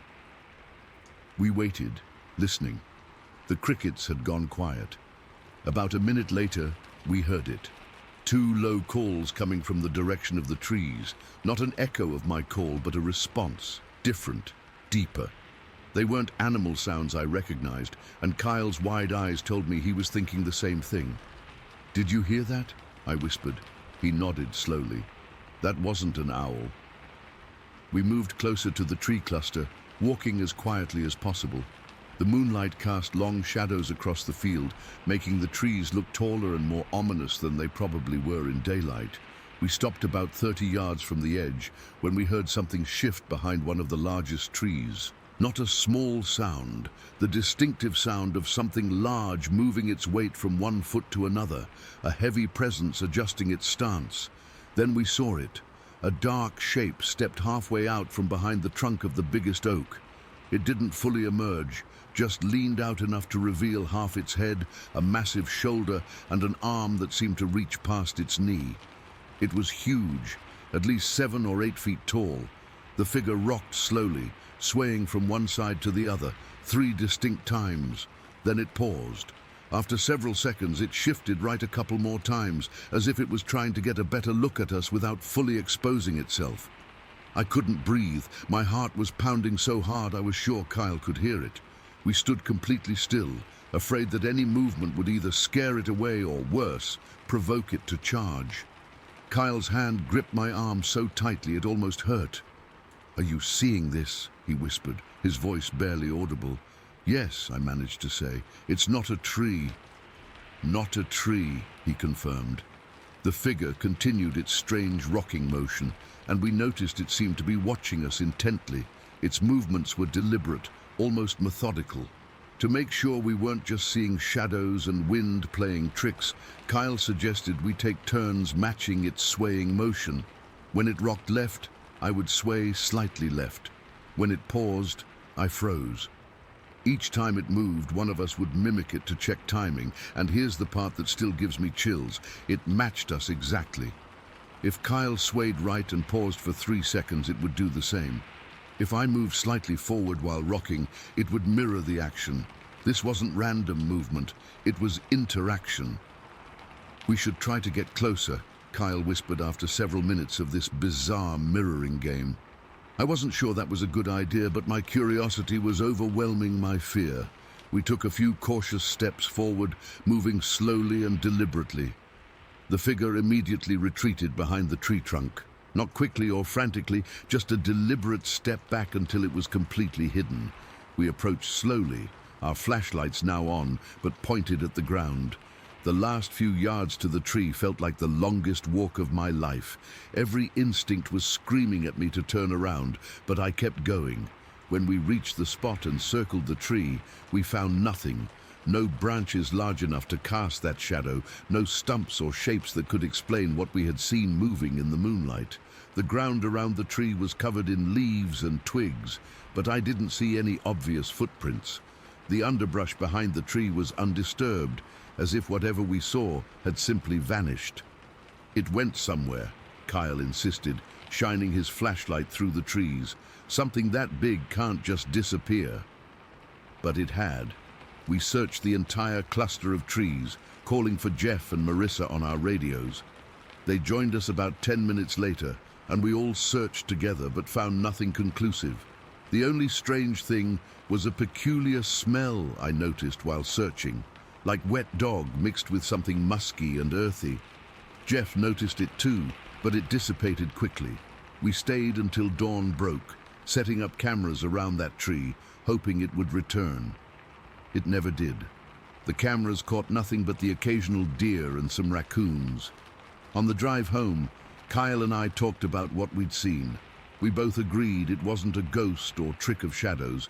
The interaction was too specific, too intelligent. We couldn't explain how something so large could disappear so completely, but we were certain of what we'd seen. A real Bigfoot standing watch in those trees. I've gone back to Rose Hill 3 times since then, always at night, always to that same spot. I've never seen it again, but each time I've gone, I've found branches broken at heights no person could reach, and once a stack of rocks that hadn't been there on my previous visit. The most unsettling part? When I showed Mike, the caretaker, the exact tree where we saw the figure, he got really quiet. He finally told me that back in the 1800s, that specific stand of trees was considered off-limits to the plantation slaves. According to local legend, something lived in those woods that even the overseers wouldn't confront. I don't know what to make of all this. I've been on dozens of investigations since then, but nothing has ever compared to that night. Sometimes I wonder if it's still there, watching from the trees, waiting for someone else to call out into the darkness. I still have dreams about that rocking motion and the way it watched us from behind that tree. In my dreams, though, it always steps fully into the moonlight, and I can see its face. I always wake up before I can remember what it looked like, but the feeling of being studied by something ancient and intelligent stays with me for days. I'm not asking anyone to believe me. I just needed to tell someone who wouldn't immediately dismiss it as imagination or a misidentified bear. Kyle and I know what we saw that night, and whatever it was watching us just as intently as we were watching it. Story 17. I've been debating whether to share this for a long time. It happened back in '82. And I still get sweaty palms thinking about it. I live on a small property outside of Bathurst in New South Wales. Nothing fancy, just a modest house with some land where I kept a few animals. Chickens, ducks, that sort of thing. A quiet life, until that night in April. Before I get into what happened, you need to know that for weeks before, something had been taking animals from properties all around. The locals started calling whatever it was the phantom dog, because no one had seen it, just the aftermath. Missing chickens, ducks gone without a trace. My neighbor Tony lost 6 chickens in one night. The Williamsons down the road lost a whole pen of ducks. Everyone figured it was a feral dog, or maybe a fox, though the numbers didn't add up. Too many animals disappearing at once. I remember that night was unusually cold for April. A bit foggy too, which added to the eeriness. I was inside watching the telly, some forgettable show, when Rex, my cattle dog, started going absolutely mental. Not his normal barking at possums or the occasional kangaroo. This was different, frantic, desperate, like he was genuinely scared of something. At first I ignored it. Rex sometimes got worked up over nothing, but after 5 solid minutes of that panicked barking, I knew something wasn't right. I grabbed the torch from the kitchen drawer and my iron bar I kept by the back door. Living alone in the country, you learn to be prepared. The moment I stepped outside, the hair on my arm stood up. It wasn't just the cold. There was something in the air, a stillness that felt wrong. Rex was at the fence line that separated my backyard from the small creek that ran behind the property, barking his head off, but not daring to go any closer. "What is it, boy?" I called out, but he just kept barking, his eyes fixed on something down by the water. I shone my torch toward the creek. The beam cut through the mist, and that's when I saw movement down by the water's edge. Something big and black was hunched over the creek. My first thought was that one of the neighbors' dogs had gotten loose and was going after my ducks. I kept about 15 of them, and they usually settled near the creek at night. I was furious. I'd raised those ducks from ducklings. The torch beam caught what looked like feathers floating on the water's surface, and I could see the dark shape had something in the water. It was holding something down, dunking it repeatedly beneath the surface. "Hey!" I shouted, starting to make my way down the slight incline toward the creek. "Get away from there!" I gripped the iron bar tighter, ready to scare off whatever dog was killing my birds. It didn't react to my voice, just kept methodically drowning what I assumed was one of my ducks. I got within about 15 meters when I realized this was bigger than any dog I'd ever seen. The way it was hunched over, I figured it must be a massive feral dog, maybe a cross with something bigger. "Get out of here!" I bellowed, waving the iron bar, trying to look intimidating. That's when it stopped. Just stopped, completely still for a moment. Then it slowly turned its head toward me. Even in the dim light, I could see its eyes catch the torchlight. They reflected back yellow-green, but not like a normal dog's eyes. There was something aware in them. Then it did something that froze me to the spot. It stood up. I want you to understand. It stood up, on 2 legs. What I thought was a dog on all 4s straightened itself to its full height, and it kept going up and up. It must have been over 2 meters tall, maybe closer to 2.5. Its outline against the night sky was unmistakably not a dog, not anything I recognized. The torch beam shook in my hand as I tried to make sense of what I was seeing. It was covered in dark, coarse hair or fur. Not black like I first thought, but a deep dark brown that looked black in the poor light. Its arms, not front legs, arms, hung down to its knees, ending in what looked like hands with long fingers. Water dripped from them as it fully faced me. My brain was short-circuiting. Bears. We don't have bears in Australia. But what else could it be? It looked vaguely bear-like, but wrong. The proportions were off. The head was too small for its body, sitting almost directly on broad shoulders with barely any neck. For what felt like an eternity but was probably only seconds, we just stared at each other.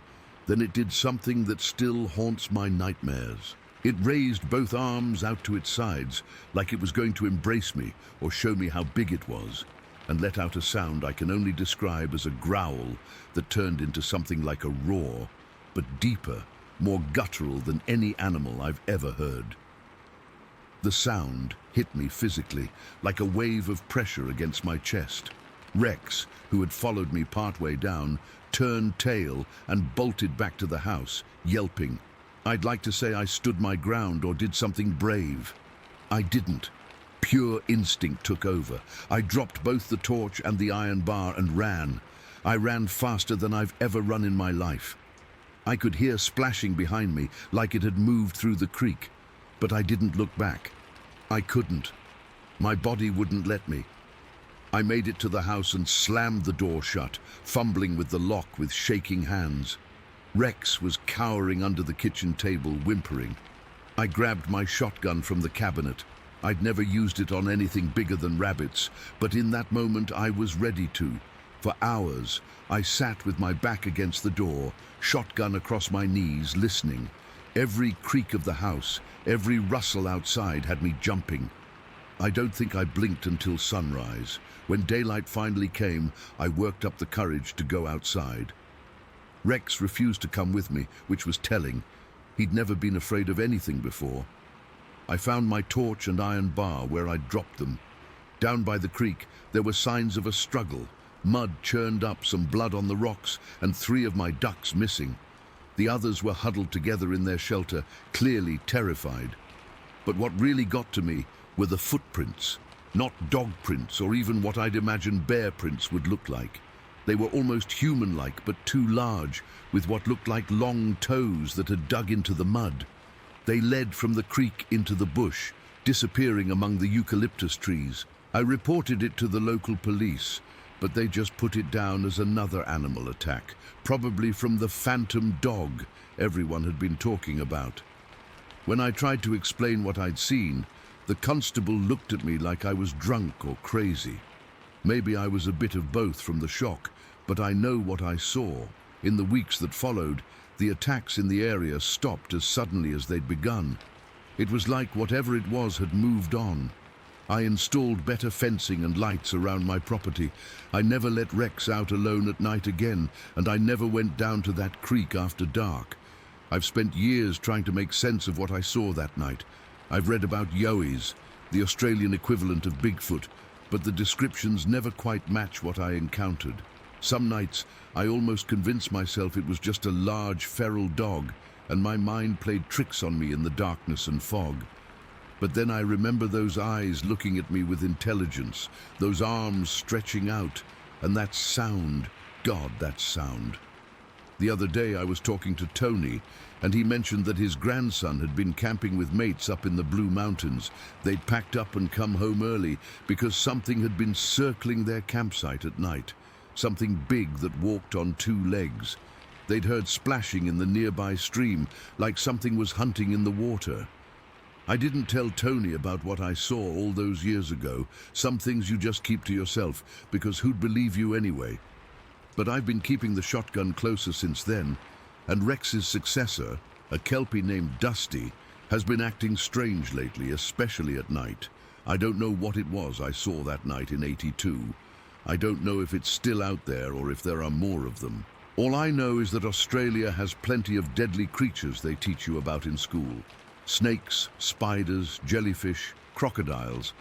But they never mention the things that might be watching from the bush, the things that stand upright in the dark and reach for you with 2 long arms. I still keep ducks. I still live in the same house. But I never, ever go down to the creek at night anymore. And neither should anyone else around here. Some things are better left alone, and whatever the phantom dog really was, it's one of them.